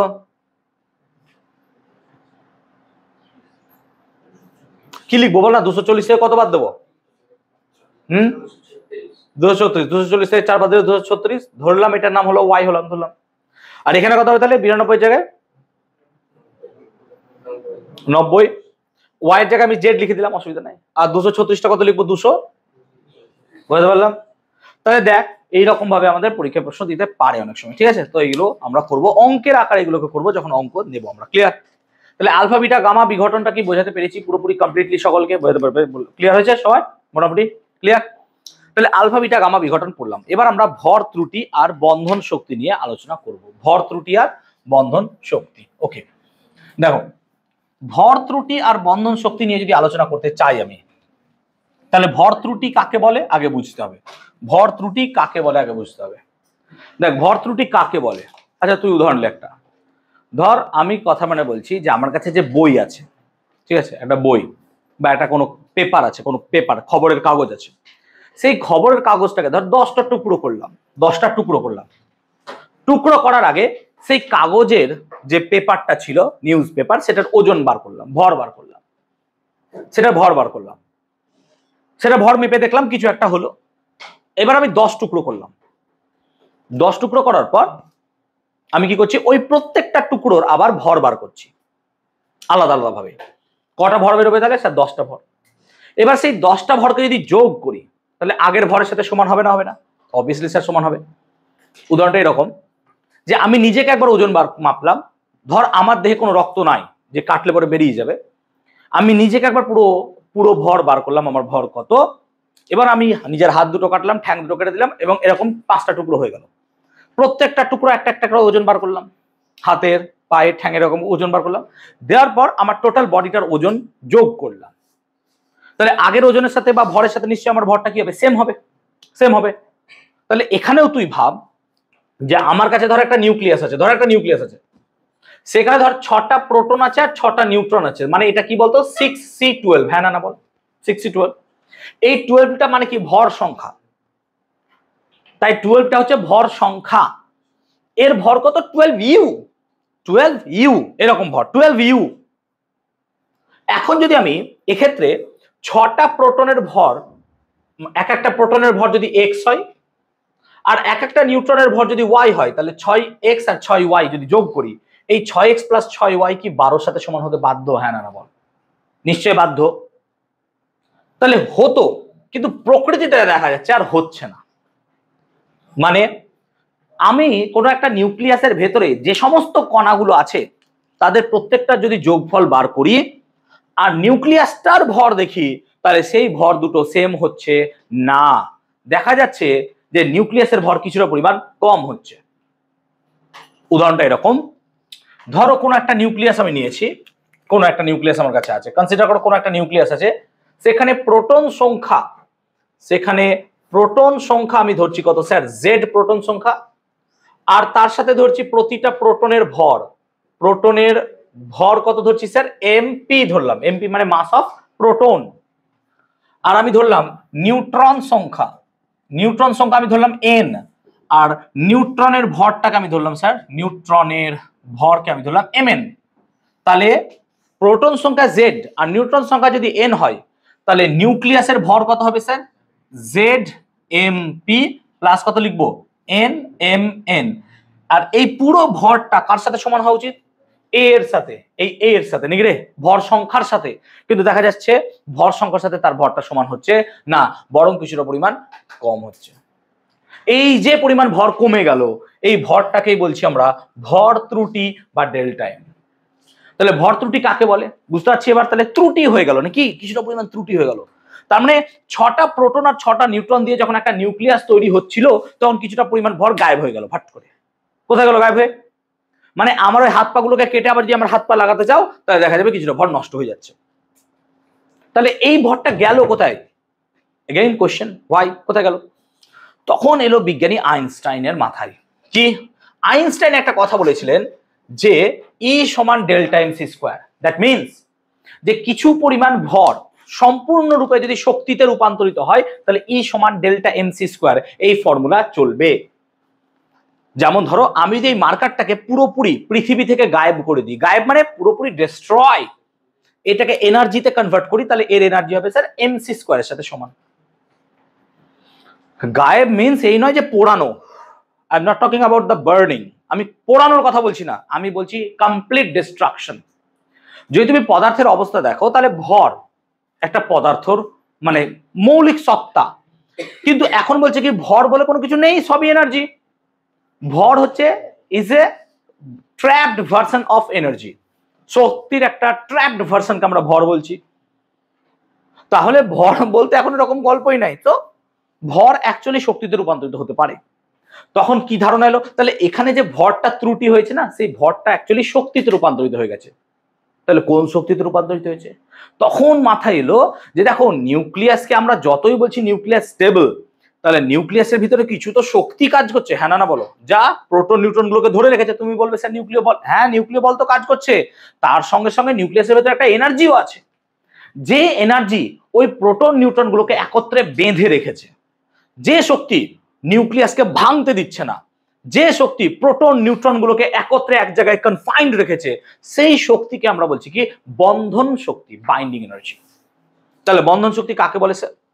তাহলে নিউক্লিয়াসের ভেতরে এই ভর ত্রুটির ফলে যে শক্তি উৎপন্ন হয়, সেটা নিউক্লিয়াসকে স্টেবিলিটি প্রদান করে, এবং একেই বলছি আমরা কি বন্ধন শক্তি। তাহলে বন্ধন শক্তি যদি এইভাবে না ভাবে উল্টো ভাবে ভাবি, তাহলে এখানে 6টা প্রোটন 6টা নিউট্রন আছে, এদেরকে ধরে রেখেছে কে? বন্ধন শক্তি। এদেরকে ধরে রেখেছে কে? বন্ধন শক্তি। তাহলে আমি যদি সেই বন্ধন শক্তি পরিমাণ এখানে দিয়ে দিই, তাহলে এরা আলাদা আলাদা হয়ে যাবে, হ্যাঁ না বল? সেই জন্য বন্ধন শক্তির ডেফিনিশনটাকে আমরা বা সংজ্ঞাটাকে এইভাবে লিখবো যে নিউক্লিয়াসের ভেতরে অবস্থিত প্রোটন এবং নিউট্রন গুলোকে বাইরে বের করে এনে স্বাধীন কণায় পরিণত করতে বাইরে থেকে যে ন্যূনতম শক্তি, ন্যূনতম কথাটা কিন্তু মাস্ট, বাইরে থেকে যে ন্যূনতম শক্তি প্রদান করতে হবে, তাকে বলবো আমরা বন্ধন শক্তি।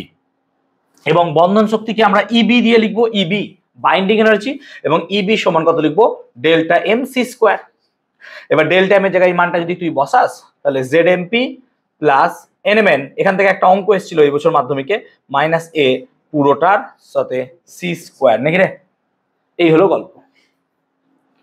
এখন বন্ধন শক্তি কোন একটা মৌলকে বা কোন একটা মৌলের মাপা হয় বিশেষ একটা একক দ্বারা, তার নাম হচ্ছে মেগা ইলেকট্রন ভোল্ট। বন্ধন শক্তিকে মাপা হয় একটা বিশেষ একক দ্বারা, তাকে কি বলছি আমরা, mega electron volt. Sir electron volt কাকে বলে?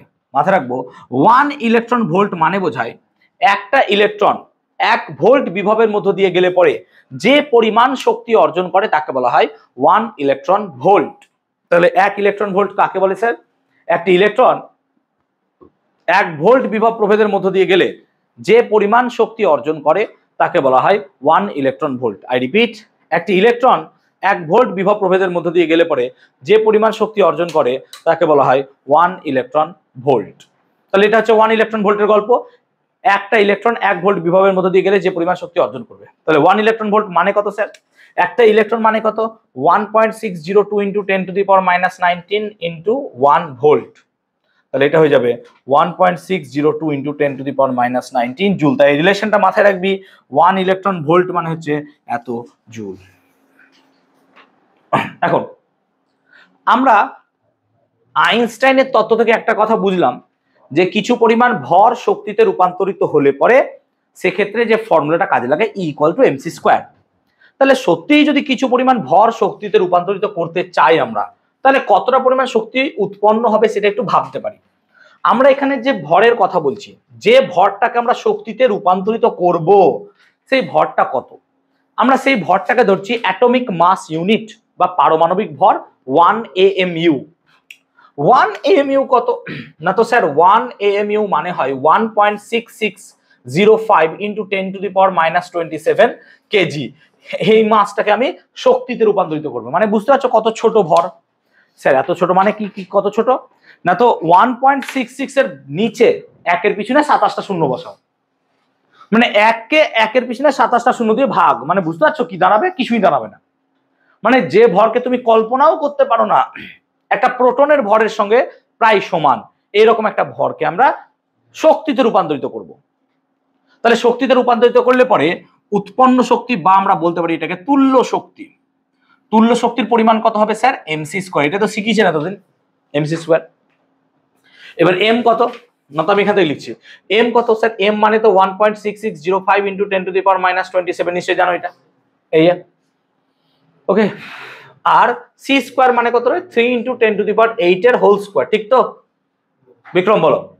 তাহলে 1.6605 হলো into 10 to the power minus 27 into 3 এর স্কোয়ার কত হবে বিক্রম?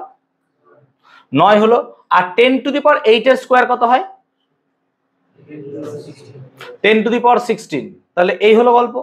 এখন আমরা যদি এটাকে দেখি তাহলে 9 ইন্টু 1.6605 ইন্টু 10 টু দি পাওয়ার কত হবে? মাইনাস 27 প্লাস 16, তাহলে 10 টু দি পাওয়ার মাইনাস, নিশ্চয় লিখবো। কিন্তু এটা কি একক বলতো? এটা কোন একক বলতো? জুল। কিন্তু আমরা কোন একক চাইছি বলতো? ইলেকট্রন ভোল্ট বা মেগা ইলেকট্রন ভোল্ট। তাহলে 1 ইলেকট্রন ভোল্ট মানে এত জুল, তাহলে 1 জুল মানে কত ইলেকট্রন? এত বাই এত। সেই জন্য আমরা যখনই জুলকে ইলেকট্রন ভোল্টে কনভার্ট করবো, আই রিপিট, জুলকে যখন ইলেকট্রন ভোল্টে রূপান্তরিত করব তখন আমাকে 9 into 1.6605 into 10 to the power minus 11 সাথে আমাকে ওইটা ভাগ করতে হয় 1.6 into 10 to the power minus 19, তবে এটা ইলেকট্রন ভোল্ট হয়, তবে এটা ইলেকট্রন ভোল্ট হয়। তাই এটা মাথায় রাখবি যে জুল থেকে যখন ইলেকট্রন ভোল্টে কনভার্ট করবি এটা দিয়ে ভাগ করতে হবে। এবার দেখ এই যে রাশিটা দেখছিস 9 এইটা ক্যালকুলেট করা আছে এবং এটা ক্যালকুলেট করলে হয় 9.312, এটা হয় 9.312। আর এটা যদি ক্যালকুলেট করি 10 টু দি পাওয়ার মাইনাস 19 উপরে গেলে কত হবে? 10 to the power plus 19। 10 to the power plus 19 into 10 to the power minus 11 কত হবে বল? 10 টু দি পাওয়ার 8। বল এটাকে বুঝিসনি বল, ভালো করে দেখ। মাইনাস 19 যদি উপরে যায় কত হবে? প্লাস 19।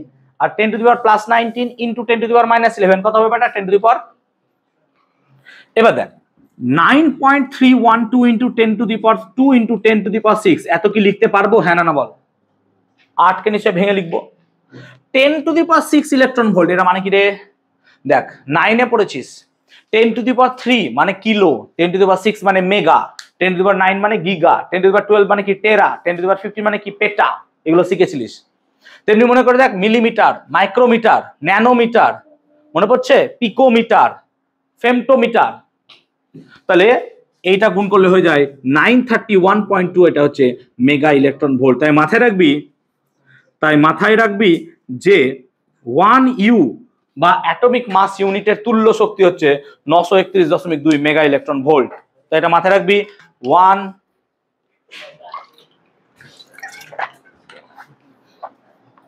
1 ইউ পরিমাণ ভরের তুল্য শক্তি কত হচ্ছে 931.2 মেগা ইলেকট্রন ভোল্ট। ক্লিয়ার? খুব ইম্পর্টেন্ট ক্যালকুলেশন কিন্তু।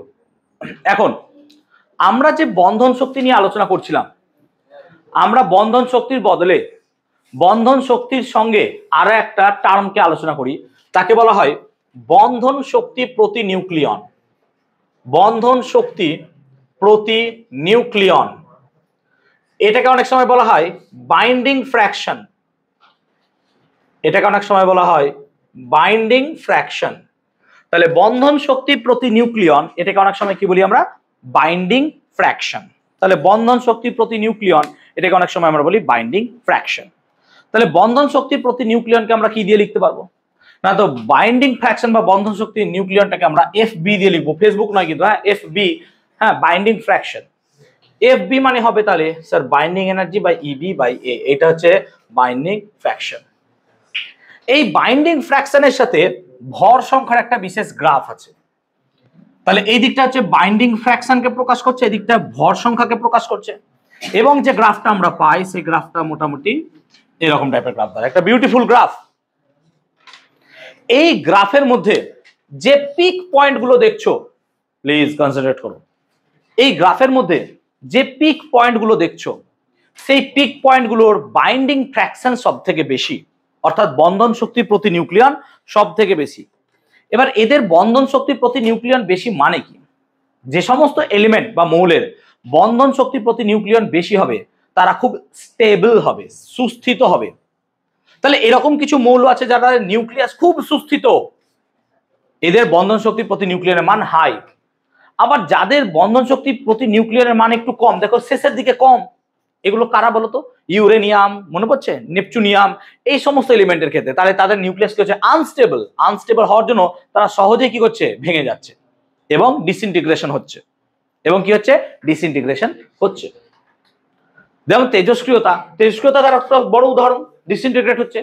তেজস্ক্রিয়তা যদি দেখো, তেজস্ক্রিয়তার একক কিন্তু আছে। তেজস্ক্রিয়তার এসআই একক হচ্ছে বেকারেল, 9-এ পড়েছো, মনে করে দেখো। আর সিজিএস একক কি হয়? 20। সিজিএস একক কি হয়? 20। আর 120 মানে 3.7 × 10⁻10 বেকারেল হয়। তাই তেজস্ক্রিয়তার এসআই একক বেকারেল, আর তেজস্ক্রিয়তার সিজিএস একক কি হবে? কিউরি। এটা তুমি মাথায় রাখবে, আমার নোটস হয়তো দেওয়া আছে, দেখবি। এখন এই গ্রাফ থেকে কি বোঝা যায়? তাহলে গ্রাফটা নিয়ে স্টেবিলিটি বোঝা যায়, কোন একটা নিউক্লিয়াস কতটা বেশি স্টেবল। সেই জন্য এটাকে অনেক সময় স্টেবিলিটি গ্রাফ বলা হয়। এটা আমাদের নোটসে দেওয়া আছে, তুমি দেখতে পাবে, কিন্তু এটা আমাদের ক্লাস 10-এর সিলেবাসে নেই। তাই একবার জাস্ট পড়ে রেখো যাদের দরকার আছে স্টেবিলিটি গ্রাফটা, ঠিক আছে? আমার নোটসে দেখবে স্টেবিলিটি গ্রাফটা দেওয়া আছে। ওকে, তাহলে আমরা নিউক্লিয়াসের স্টেবিলিটি নিয়ে পড়লাম, আমরা নিউক্লিয়াস নিয়ে যথেষ্ট স্টাডি করলাম। আমরা এবার পড়বো নিউক্লিয় বিক্রিয়া। নিউক্লিয় বিক্রিয়াটা কি? যে বিক্রিয়ায় নিউক্লিয়াস অংশগ্রহণ করে তাকে বলা হয় নিউক্লিয় বিক্রিয়া। যে বিক্রিয়ায় ইলেকট্রন অংশগ্রহণ করে তাকে কি বলা হয় বলতো? রাসায়নিক বিক্রিয়া। আমরা এতদিন ধরে কেমিস্ট্রি হোক বা যেখানেই হোক শুধু রাসায়নিক বিক্রিয়া পড়েছি, কিন্তু নিউক্লিয় বিক্রিয়া পড়িনি। নিউক্লিয় বিক্রিয়াকে দুভাগে ভাগ করা হয়, একটা হচ্ছে নিউক্লিয়ার ফিশন আর একটা হচ্ছে নিউক্লিয়ার ফিউশন। নিউক্লিয় বিভাজন আর একটা হচ্ছে নিউক্লিয় সংযোজন। দু রকমের বিক্রিয়া হয়, নিউক্লিয় বিভাজন বিক্রিয়া আর কি হচ্ছে নিউক্লিয় সংযোজন বিক্রিয়া। নিউক্লিয় বিভাজনটা কি? নিউক্লিয় বিভাজন মানে কোন একটা ধীর গতির নিউট্রন দ্বারা কোন একটা নিউক্লিয়াসকে যদি মানে ধাক্কা মারা হয় বা কোলাইড করানো হয় বা অ্যাটাক করা হয়, তখন সেই ভারী মৌলের নিউক্লিয়াসটা দুটো প্রায় সমভরযুক্ত নিউক্লিয়াসে ভেঙে যায়। মানে গল্পটা হচ্ছে এরকম যে কোনো একটা জায়গায় যদি একটা কোনো ভারী নিউক্লিয়াস, এটা ভারী নিউক্লিয়াস, ভারী নিউক্লিয়াস মানে তুমি ইউরেনিয়াম ভাবো, ইউরেনিয়াম খুব ভারী নিউক্লিয়াস, একটা ভারী নিউক্লিয়াস আছে। এই ভারী নিউক্লিয়াসটাকে যদি একটা ধীর গতির নিউট্রন, একটা ধীর গতির নিউট্রন দ্বারা আঘাত করা হয়, তখন দেখা যায় এখান থেকে দুটো সমভরযুক্ত নতুন মৌল তৈরি হয়, তার সাথে আনুষঙ্গিক তিনটে ছোট ছোট নিউট্রন তৈরি হয়। এই রকম যে বিক্রিয়া তাকে বলছি আমরা নিউক্লিয় বিক্রিয়া। দ্বিতীয় বিশ্বযুদ্ধের প্রাককালে জার্মানিতে নাৎসিজম খুব বেশি পরিমাণে মাথাচাড়া দিয়ে উঠেছিল এবং নাৎসি বাহিনী কোনো জায়গায় থামছিল না এবং তারা একের পর এক যুদ্ধ জয় করেই যাচ্ছিল, তোমরা পড়েছ হয়তো বা পড়বে। এখন সেই সময় আমাদের মধ্যে আমেরিকান প্রেসিডেন্ট সম্ভবত রুজভেল্ট ছিলেন সম্ভবত, ঠিক আছে। তো আইনস্টাইন তো বেসিক্যালি জার্মানি ছিলেন, পরবর্তী ক্ষেত্রে তিনি আমেরিকাতে গেলেন। তো জার্মানিতে বোধহয় সম্ভবত আইনস্টাইন আমেরিকান প্রেসিডেন্টকে একটা চিঠি লেখেন। চিঠিতে এরকম ছিল সম্ভবত যে নাৎসির কাছে এমন কিছু এনার্জি আছে যে এনার্জি মাস ডিস্ট্রয় করতে পারে। মাস ডিস্ট্রয় মানে প্রচুর মানুষকে মেরে ফেলতে পারে অ্যাট এ টাইম। এরকম একটা ওয়েপন যদি কোনো একটা মানে উগ্রপন্থীর হাতে পৌঁছে যায়, that is quite difficult to tackle. এটাকে ট্যাকল করা খুব মুশকিল হয়ে যাবে।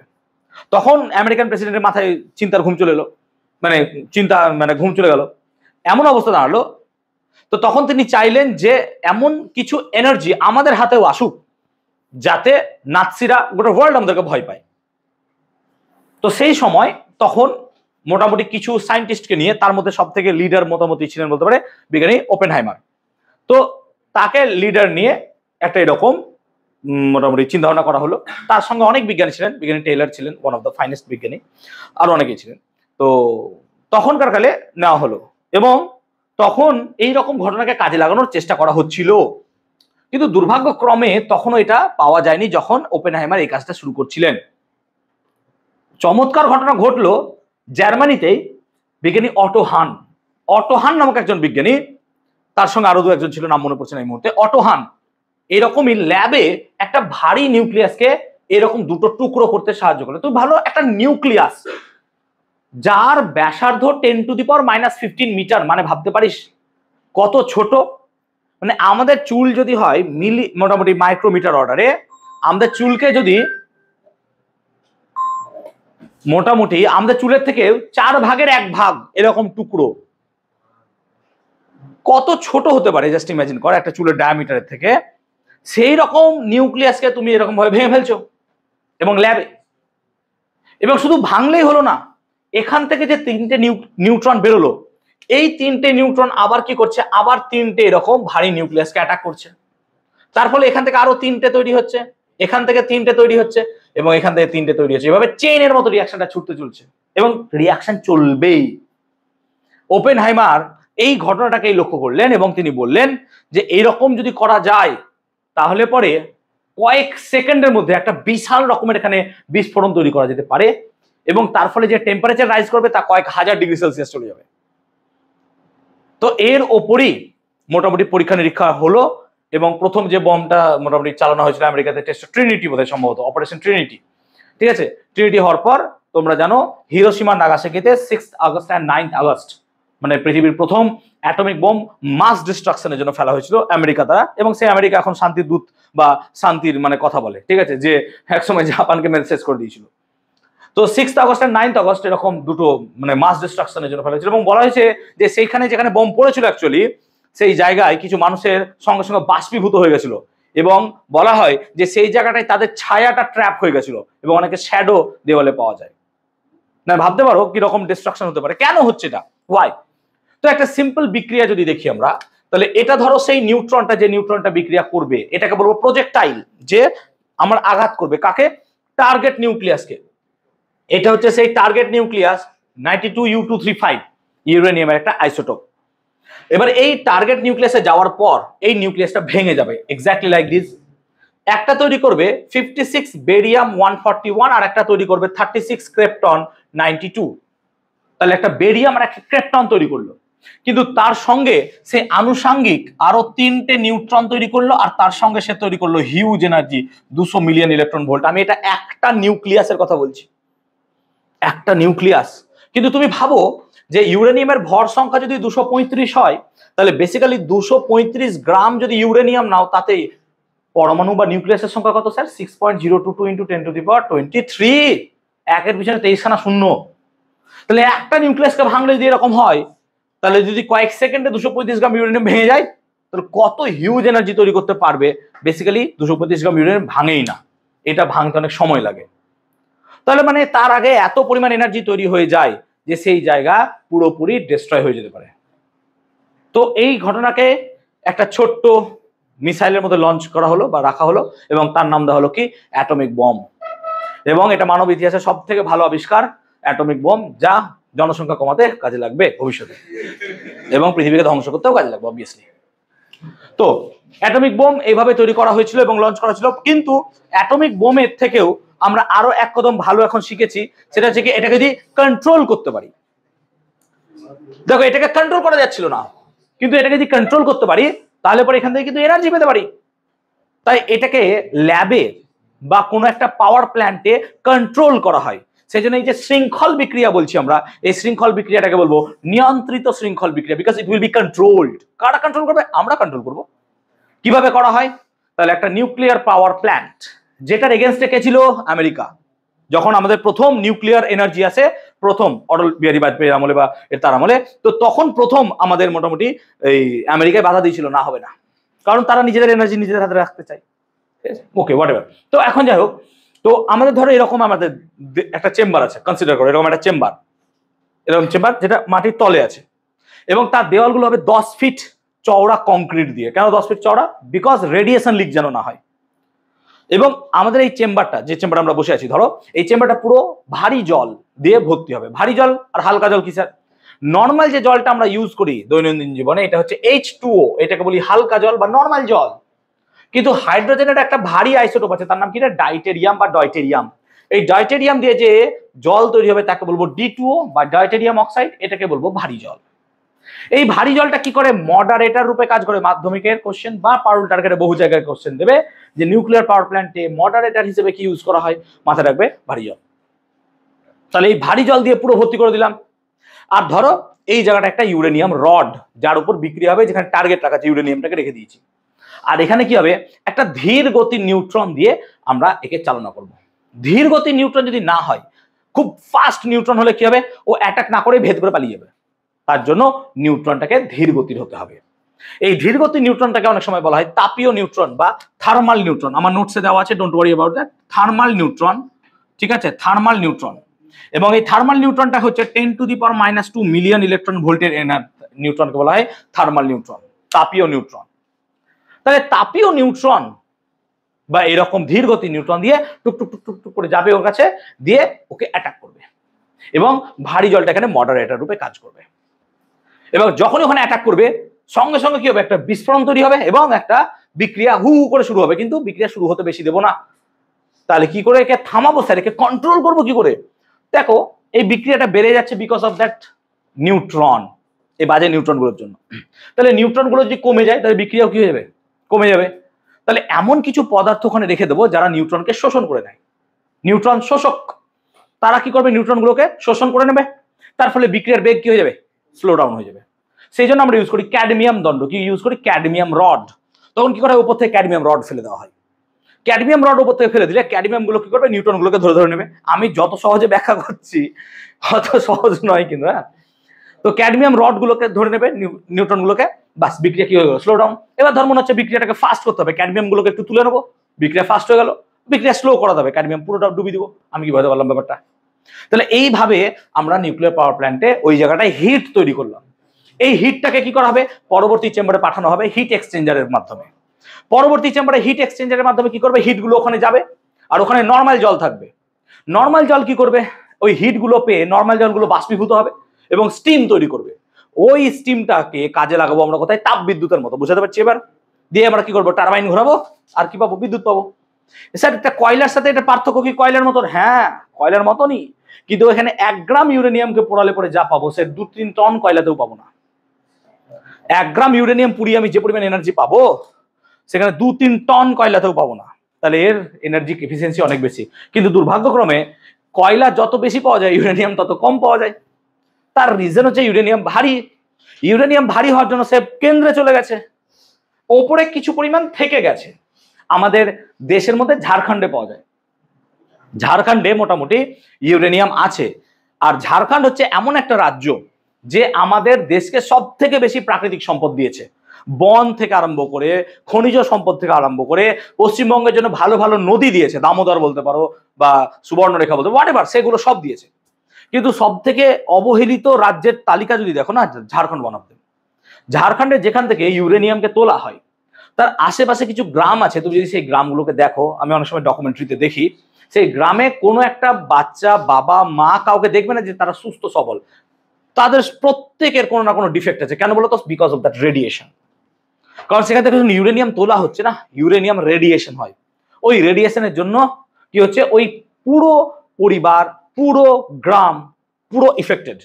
তুমি বলবে তো স্যার ওরা পালিয়ে যাচ্ছে না। আরে পালাবে কোথায়? টাকা কই? কোনো জায়গায় গেলে পরে তো সেখানে জায়গা কিনতে হবে, ওদের তো ওটাই বাসস্থল। তোকে যদি আজকে বলে এখানে তোমার জায়গা নিয়ে নিলাম, যাও তুমি এখানে বাড়ি পালিয়ে যাও, তুই যাবি কোথায়? সরকারকে তোকে টাকা দিতে হবে। তাহলে ওই জায়গাটাকে কি উচিত ছিল বলতো? পুরো নিষিদ্ধ এরিয়া করা উচিত ছিল, পুরো, যতদূর পর্যন্ত রেডিয়েশন হয়। এত টেকনোলজি তো ভাই আছে, টেকনোলজি করছি আমরা এতদিন ধরে, এত টেকনোলজি তো আমাদের দেশে আছে যে আমরা সেটা মাপতে পারতাম যে রেডিয়েশন কত দূর পর্যন্ত যাচ্ছে, ততদূর পর্যন্ত পুরো নিষিদ্ধ করতাম। কোনো কেউ থাকতে পারবে না, যে থাকবে সে নিজের রিস্কে থাকবে। বাকি যারা বাঁচতে চায় ঠিক মতো তাদেরকে আমরা অন্য জায়গায় প্লেস করতে পারতাম, কিন্তু হয়নি সেটা। সেই জন্য সব থেকে খারাপ দুর্দশা সেই সমস্ত গ্রাম যেখানে এই মানে প্রাকৃতিক সম্পদগুলোকে আমরা নিচ্ছি বটে, কিন্তু তার ফলে আমরা সেই জায়গায় কিচ্ছু রকম কিছু হেল্প করছি না, কিচ্ছু করছি না আমরা। তো এইটা হচ্ছে সব থেকে খারাপ দিক। আমি একটা ডকুমেন্টারি সেদিনই দেখছিলাম, দেখবো অনেক সময় স্ট্যাটাসও দিই আমি, যে দেখে খারাপ লাগে যে আমাদের দেশের এরকম কন্ডিশন। তো বেসিক্যালি আমরা যদি দেখি তাহলে এই সমস্ত জায়গায় রেডিয়েশন থেকে আমাদেরকে বাঁচতে হবে। যেমন অনেক সময় গরম পড়লে পরে তোমাদের বলা হয় আল্ট্রাভায়োলেট রেডিয়েশন থেকে তোমাদের বাঁচতে হবে, আল্ট্রাভায়োলেট রেডিয়েশন থেকে, তাই না? আল্ট্রাভায়োলেট রেডিয়েশন থেকে। So ultraviolet is a radiation. তো যে কোনো একটা রেডিয়েশন থেকে আমাদেরকে বাঁচাটা উচিত অবভিয়াসলি। ঠিক আছে, তাহলে এই হলো অ্যাটম বোম এবং আমাদের কিভাবে নিউক্লিয়ার পাওয়ার প্ল্যান্টে বিদ্যুৎ তৈরি হয়। আই হোপ ক্লিয়ার করতে পারলাম কিভাবে বিদ্যুৎ তৈরি হয়, সহজ করে, একদম ইজিলি। কিন্তু পাওয়ার প্ল্যান্টগুলোতে বিদ্যুৎ তৈরি হওয়ার সময় অনেক সময় বিভিন্ন রকমের দুর্ঘটনাও ঘটে যায়। এরকমই একটা ঘটনা ঘটেছিল চেরনোবিলে, তোমরা এখন পড়বে হয়তো, দেখবে আমি এক সময় স্ট্যাটাস দিয়েছিলাম। চেরনোবিলে এত ডিজাস্টার হয়েছিল নিউক্লিয়ার, যে সেখানে এখনো পর্যন্ত রেডিয়েশন আছে এবং সেই জায়গাটা পুরোপুরি নিষিদ্ধ, ওখানে কেউ থাকতে পারে না। দেখা গেছে দু একটা ইঁদুরও সেখানে সার্ভাইভ করে গেছে, দু চারটে বেড়াল সার্ভাইভ করে গেছে, তাদের ডিএনএ তে রেডিয়েশন ঢুকে গেছে এবং তাদের ডিএনএ থেকে রেডিয়েশন লিক করছে, কিন্তু তারা এখনো বেঁচে আছে। এবং এটাই আশ্চর্য প্রকৃতির যে তারা কি করে বেঁচে আছে।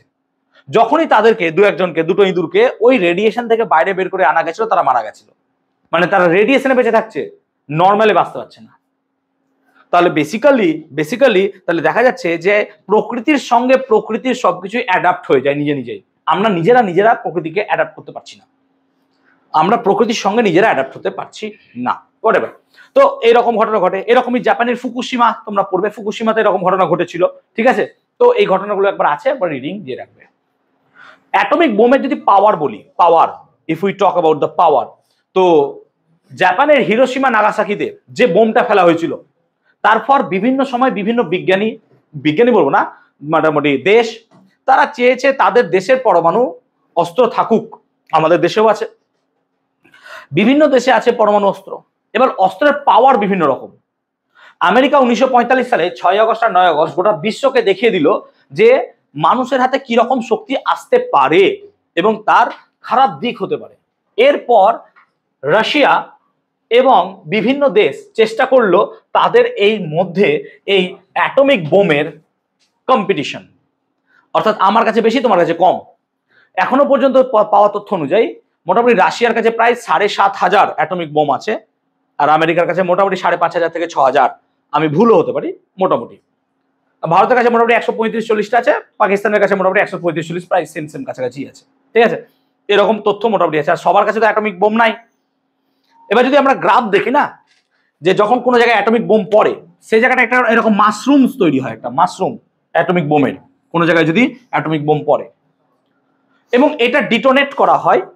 এটা 1945 সালে ডিটোনেট করা হয়েছিল 6 আগস্ট 9 আগস্ট।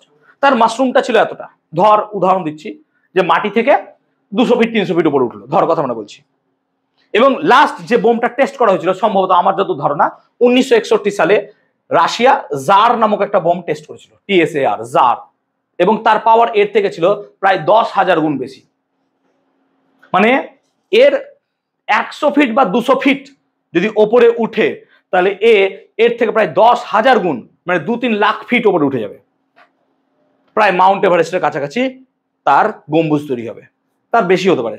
সো বেসিক্যালি আমরা দেখতে পারি যে আমাদের যে পাওয়ারটা না কমপ্লিটলি বেড়ে গেছে, এবং আমাদের কাছে যে বোমগুলো আছে সেই বোমগুলো মোটামুটি গোটা পৃথিবীকে শেষ করার জন্য মোর দ্যান এনাফ। কিন্তু এর থেকে আবার আমরা ইউরেনিয়াম পুড়িয়ে এনার্জিকে গেইনও করছি, যেটা আমাদের এই ভারতবর্ষের সব থেকে প্রথম মহারাষ্ট্রের তারাপুরে সর্বপ্রথম কি তৈরি হয়েছিল, আমাদের অ্যাটমিক পাওয়ার তৈরি হয়েছিল। তো শুধুমাত্র অ্যাটমিক বোম যখন তৈরি হয়, মনে করো একটা বিজ্ঞানীর নাম বলেছিলাম ওপেনহাইমার, আর ওপেনহাইমারের সাথে একজন বিজ্ঞানী ছিল, নাম কি ছিল বলেছিলাম, টেইলর সাজেস্ট করলো যে এক কাজ করতে পারি, আমরা যদি না ভেঙে জুড়ে দিই, বলছে ভারী নিউক্লিয়াসকে না ভেঙে আমরা যদি ছোট ছোট নিউক্লিয়াস গুলোকে জুড়ে দিই, তাহলে জোড়ার ফলে কি হবে, মাস লস হবে, এবং যে পরিমাণ মাস লস হবে সেই পরিমাণ মাসের রেসপেক্ট এখানে প্রচুর এনার্জি তৈরি হবে। সে তখন বলা হলো কি নতুন একটা বোমের কথা, দ্যাটস কল্ড হাইড্রোজেন বোম। যে আমরা যদি নিউক্লিয়ার ফিউশন করি, ফিউশন মানে কি, নিউক্লিয়াস বিভাজন মানে কি, আমরা একটা ভারী নিউক্লিয়াসকে হালকা গতির নিউট্রন দ্বারা আঘাত করে দুটো টুকরে ভেঙে দিলাম, এটাকে বলছি নিউক্লিয় বিভাজন। কিন্তু আমি কি বলছি, হালকা নিউক্লিয়াস গুলোকে যদি জুড়ে দিই, দ্যাট ইজ কল্ড কি, নিউক্লিয় সংযোজন। এবার নিউক্লিয় সংযোজন হতে গেলে সমস্যা কি, নিউক্লিয়াস পজিটিভ, তাহলে দুটো পজিটিভ তো ভাই কাছাকাছি আসবে না, কোনো মতেই আসবে না। তো বললো এরা বিক্রিয়া করবে না, কিন্তু দেখা গেল এরা বিক্রিয়া করবে বটে, ঠিক কখন করবে, যদি এদের একটা টেম্পারেচারে নিয়ে যাওয়া হয়, উষ্ণতা দেওয়া হয়, কত, 1 কোটি ডিগ্রি সেলসিয়াস। যদি 1 কোটি ডিগ্রি সেলসিয়াস টেম্পারেচার তৈরি করা যায়, তাহলে দেখা যায় হালকা নিউক্লিয়াস গুলো পরস্পর জুড়ে যায় এবং একটা ভারী নিউক্লিয়াস তৈরি করে। যেমন হাইড্রোজেন অ্যাটম পরস্পর জুড়ে তৈরি করে হিলিয়াম, হিলিয়াম জুড়ে তৈরি করে লিথিয়াম, এরকম ভাবে বিক্রিয়া চলতে থাকে, এবং এটা হচ্ছে নিউক্লিয় সংযোজন। এবং এই নিউক্লিয় সংযোজন সূর্যের মধ্যে ঘটছে অবিরাম। তাহলে সূর্যের মধ্যে যে আমরা তাপ দেখছি, সেখানে অ্যাকচুয়ালি কোনো কিছু পুড়ছে না, বেসিক্যালি সেখানে কি হচ্ছে, নিউক্লিয় সংযোজন। এবং এই নিউক্লিয় সংযোজনের জন্য এত পরিমাণ তাপ উৎপন্ন হচ্ছে যে আমাদেরকে সূর্য একদম আগুনের মতো দেখতে লাগছে। এবং সূর্যের ভেতরে কোর সেন্টার যদি টেম্পারেচার নিয়ে যাওয়া যায়, দেখা যাবে 6 কোটি ডিগ্রি সেলসিয়াস, তার বাইরে টেম্পারেচার প্রায় 5-6 হাজার ডিগ্রি সেলসিয়াস। তাহলে এত বেশি টেম্পারেচারের হওয়ার জন্য সেখানে নিউক্লিয়ার ফিউশন ঘটছে, এবং নিউক্লিয় সংযোজনকে কাজে লাগিয়ে আমরা বলতে পারি যে আমরা একটা নতুন বোম তৈরি করেছি, that is called hydrogen bomb. তার মানে নিউক্লিয় সংযোজন পাওয়ারফুল। কেন পাওয়ারফুল স্যার? যদি দেখা যায় দুটো ডয়টেরিয়াম 1H2 + 1H2 পরস্পর জুড়ে তৈরি করে কি হিলিয়াম 2He3, তার সাথে তৈরি করে নিউট্রন, এবং তার সাথে 3.27 মিলিয়ন ইলেকট্রন ভোল্ট, এত এনার্জি তৈরি করে। তুমি বলবি স্যার, হ্যাঁ স্যার এটা তো 200 অনেক বেশি, 200 অনেক বেশি, এটা অনেক কম। কিন্তু তুমি ভুলে যাচ্ছ, ই যেখানে শেষ হয়, ইহা সেখানে শুরু হয়। মানে এটা শুরু করতে গেলে এটা করতে হবে, বুঝতে পারছি ব্যাপারটা? নিউক্লিয় সংযোজন শুরু করতে গেলে আমাকে নিউক্লিয় বিভাজন করতে হবে। কেন করতে হবে? কারণ নিউক্লিয় সংযোজন হতে গেলে 1 কোটি ডিগ্রি সেলসিয়াস টেম্পারেচার দরকার, আর ওই 1 কোটি ডিগ্রি সেলসিয়াস টেম্পারেচার তো কে এনে দেবে তোকে? কেউ এনে দিতে পারবে না, শুধুমাত্র এবারটা এনে দিতে পারবে। তো কোনো এক জায়গায় যদি আমি নিউক্লিয় সংযোজন জোড়াতে চাই, সেখানে আমাকে কি করতে হবে? নিউক্লিয় বিভাজন। তাই কোশ্চেনটা প্রচুর বার পরীক্ষায় দেয় যে নিউক্লিয় সংযোজনের পূর্বে কেন নিউক্লিয় বিভাজন ঘটাবো? কারণ নিউক্লিয় সংযোজন করতে গেলে আমার যে টেম্পারেচার বা তাপমাত্রা দরকার, সেটা শুধুমাত্র নিউক্লিয় বিভাজনের মাধ্যমেই পাবো, আনলেস পাবো না, পৃথিবীর কেন্দ্রে গেলেও পাবো না 6-7 হাজার ডিগ্রি সেলসিয়াস। সেই জন্য নিউক্লিয় সংযোজনের পূর্বে নিউক্লিয় বিভাজন হয়। সেই জন্য আমরা বলতে পারি কি, যে সূর্যেও কোনো না কোনো সময় নিউক্লিয় বিভাজন হয়েছিল, তার ফলে এই টেম্পারেচার অ্যারাইজ করেছে, নাহলে হতো না, ফিউশনই হতো না। বা অন্য কোনো মেথডে হয়তো ফিউশন হয়েছে, ফিউশন শুরু হয়েছে। এটার কি কোনো ভালো দিক আছে হাইড্রোজেন বোম ছাড়া? ভালো দিক তো হাইড্রোজেন বোম, অবভিয়াসলি মানুষকে মারো। তাছাড়া আরেকটা দিক হতে পারে কি, যে আর্টিফিশিয়াল সান তৈরি করতে পারবো আমরা। চায়না তৈরি করে দেখিয়েছে। চায়নাতে কি করেছে, এরকম একটা প্লাজমা স্টেটের মধ্যে তোমার নিউক্লিয়ার সংযোজনকে করার চেষ্টা করা হয়েছিল, এবং প্রায় 52 সেকেন্ড, যতটা আমি জানি, যে এই নিউক্লিয়ার ফিউশনটা ওই রিঅ্যাক্টরে ছিল। 52 সেকেন্ড পর নষ্ট হয়ে গেছে। তো দেখো 52 সেকেন্ড আজকে হয়েছে, কালকে 52 বছর হবে, 52 দিন হবে। এরকম হতে হতে আমরা এই নিউক্লিয়ার ফিউশনকেও অবভিয়াসলি এনার্জির সোর্স রূপে কাজে লাগাবো, এবং এটা বিভিন্ন দেশে কাজ চলছে নিউক্লিয়ার ফিউশনকে। কারণ কি, নিউক্লিয়ার ফিউশনের ক্ষেত্রে হাইড্রোজেন আমাদের কাছে অনেক আছে, আর নিউক্লিয়ার ফিউশন মানে কি, হাইড্রোজেন থেকে হিলিয়াম, হিলিয়াম থেকে লিথিয়াম, এটা চলতে থাকবে। কিন্তু ইউরেনিয়ামকে ভেঙে দিলে ইউরেনিয়াম শেষ হয়ে যাচ্ছে, আর জুড়ে দিলে ওটা অনেক দিন চলবে। সেই কারণে হাইড্রোজেনের ক্ষেত্রে আমরা দেখবো নিউক্লিয়ার ফিউশন এনার্জিটাকে বেশি কাজে লাগানো চলছে। সূর্যের মধ্যে যে বিক্রিয়া ঘটছে সেটাও কিন্তু হাইড্রোজেন, হাইড্রোজেন যুক্ত হয়ে হিলিয়াম, হিলিয়াম যুক্ত হয়ে এইরকম ভাবে লিথিয়াম তৈরি হতে হতে হতে হতে হতে হতে ভারী হতে হতে হতে এমন একটা টাইম আসবে যখন তোমার লাস্ট এলিমেন্ট তৈরি হবে সেটা হচ্ছে ফেরাস, লোহা। অর্থাৎ সূর্যের মধ্যেও সংযোজন হচ্ছে, জুড়ছে জুড়ছে জুড়তে জুড়তে জুড়তে জুড়তে জুড়তে এমন একটা টাইম আসবে যখন লাস্ট এলিমেন্ট তৈরি হবে কি বলতো, লোহা বা ফেরাস। বাস ওই লোহা এলো মানে তোমার নিউক্লিয় সংযোজন বিক্রিয়া পুরোপুরি বন্ধ হয়ে গেল। লোহা এলো মানে নিউক্লিয় সংযোজন বিক্রিয়া পুরোপুরি বন্ধ, আর কোনো বিক্রিয়া হবে না, কারণ লোহাতেই শেষ হয়ে যায় নিউক্লিয় সংযোজন, এরপর আর নিউক্লিয় সংযোজন হবে না। হতে হতে তাহলে যদি সূর্যে সব হাইড্রোজেন শেষ হয়ে যায়, সব হাইড্রোজেন শেষ, তাহলে সূর্য তার জ্বলা বা যে পরিমাণ আগুনে জ্বলছে সেটা বন্ধ হয়ে যাবে পুরোপুরি, এবং সূর্য একটা রেড জায়েন্টে পরিণত হয়ে যাবে, লাল রঙের রেড জায়েন্ট। এবং রেড জায়েন্ট হতে হতে আস্তে আস্তে সূর্য এবার ঠান্ডা হবে। ঠান্ডা হওয়ার সময় বা ঠান্ডা হতে হতে যদি যদি সূর্যের কেন্দ্রে লোহার পরিমাণ একটা নির্দিষ্ট থেকে বেশি হয়ে যায়, তখন সূর্য কোল্যাপস করবে, এবং তার ফলে দুটো জিনিস হতে পারে, একটা হয়তো ডোয়ার্ফে থেকে গেল, আর নাহলে ব্ল্যাক হোল সৃষ্টি হবে। ব্ল্যাক হোল সূর্য হবে না, কারণ তার মাস অতটা বেশি নয়, সূর্য একটা ছোট মাপের নক্ষত্র, সেই জন্য সূর্য ব্ল্যাক হোল হবে না। ক্লিয়ার? মোটামুটি আমি যতদূর পড়েছিলাম তাই জানি। ক্লিয়ার? তো নিউক্লিয়ার সংযোজন বা ফিউশনকেও আমরা কাজে লাগাবো ভবিষ্যতে। ক্লিয়ার? চ্যাপ্টার শেষ, কিছু নাই। মজা লাগলো?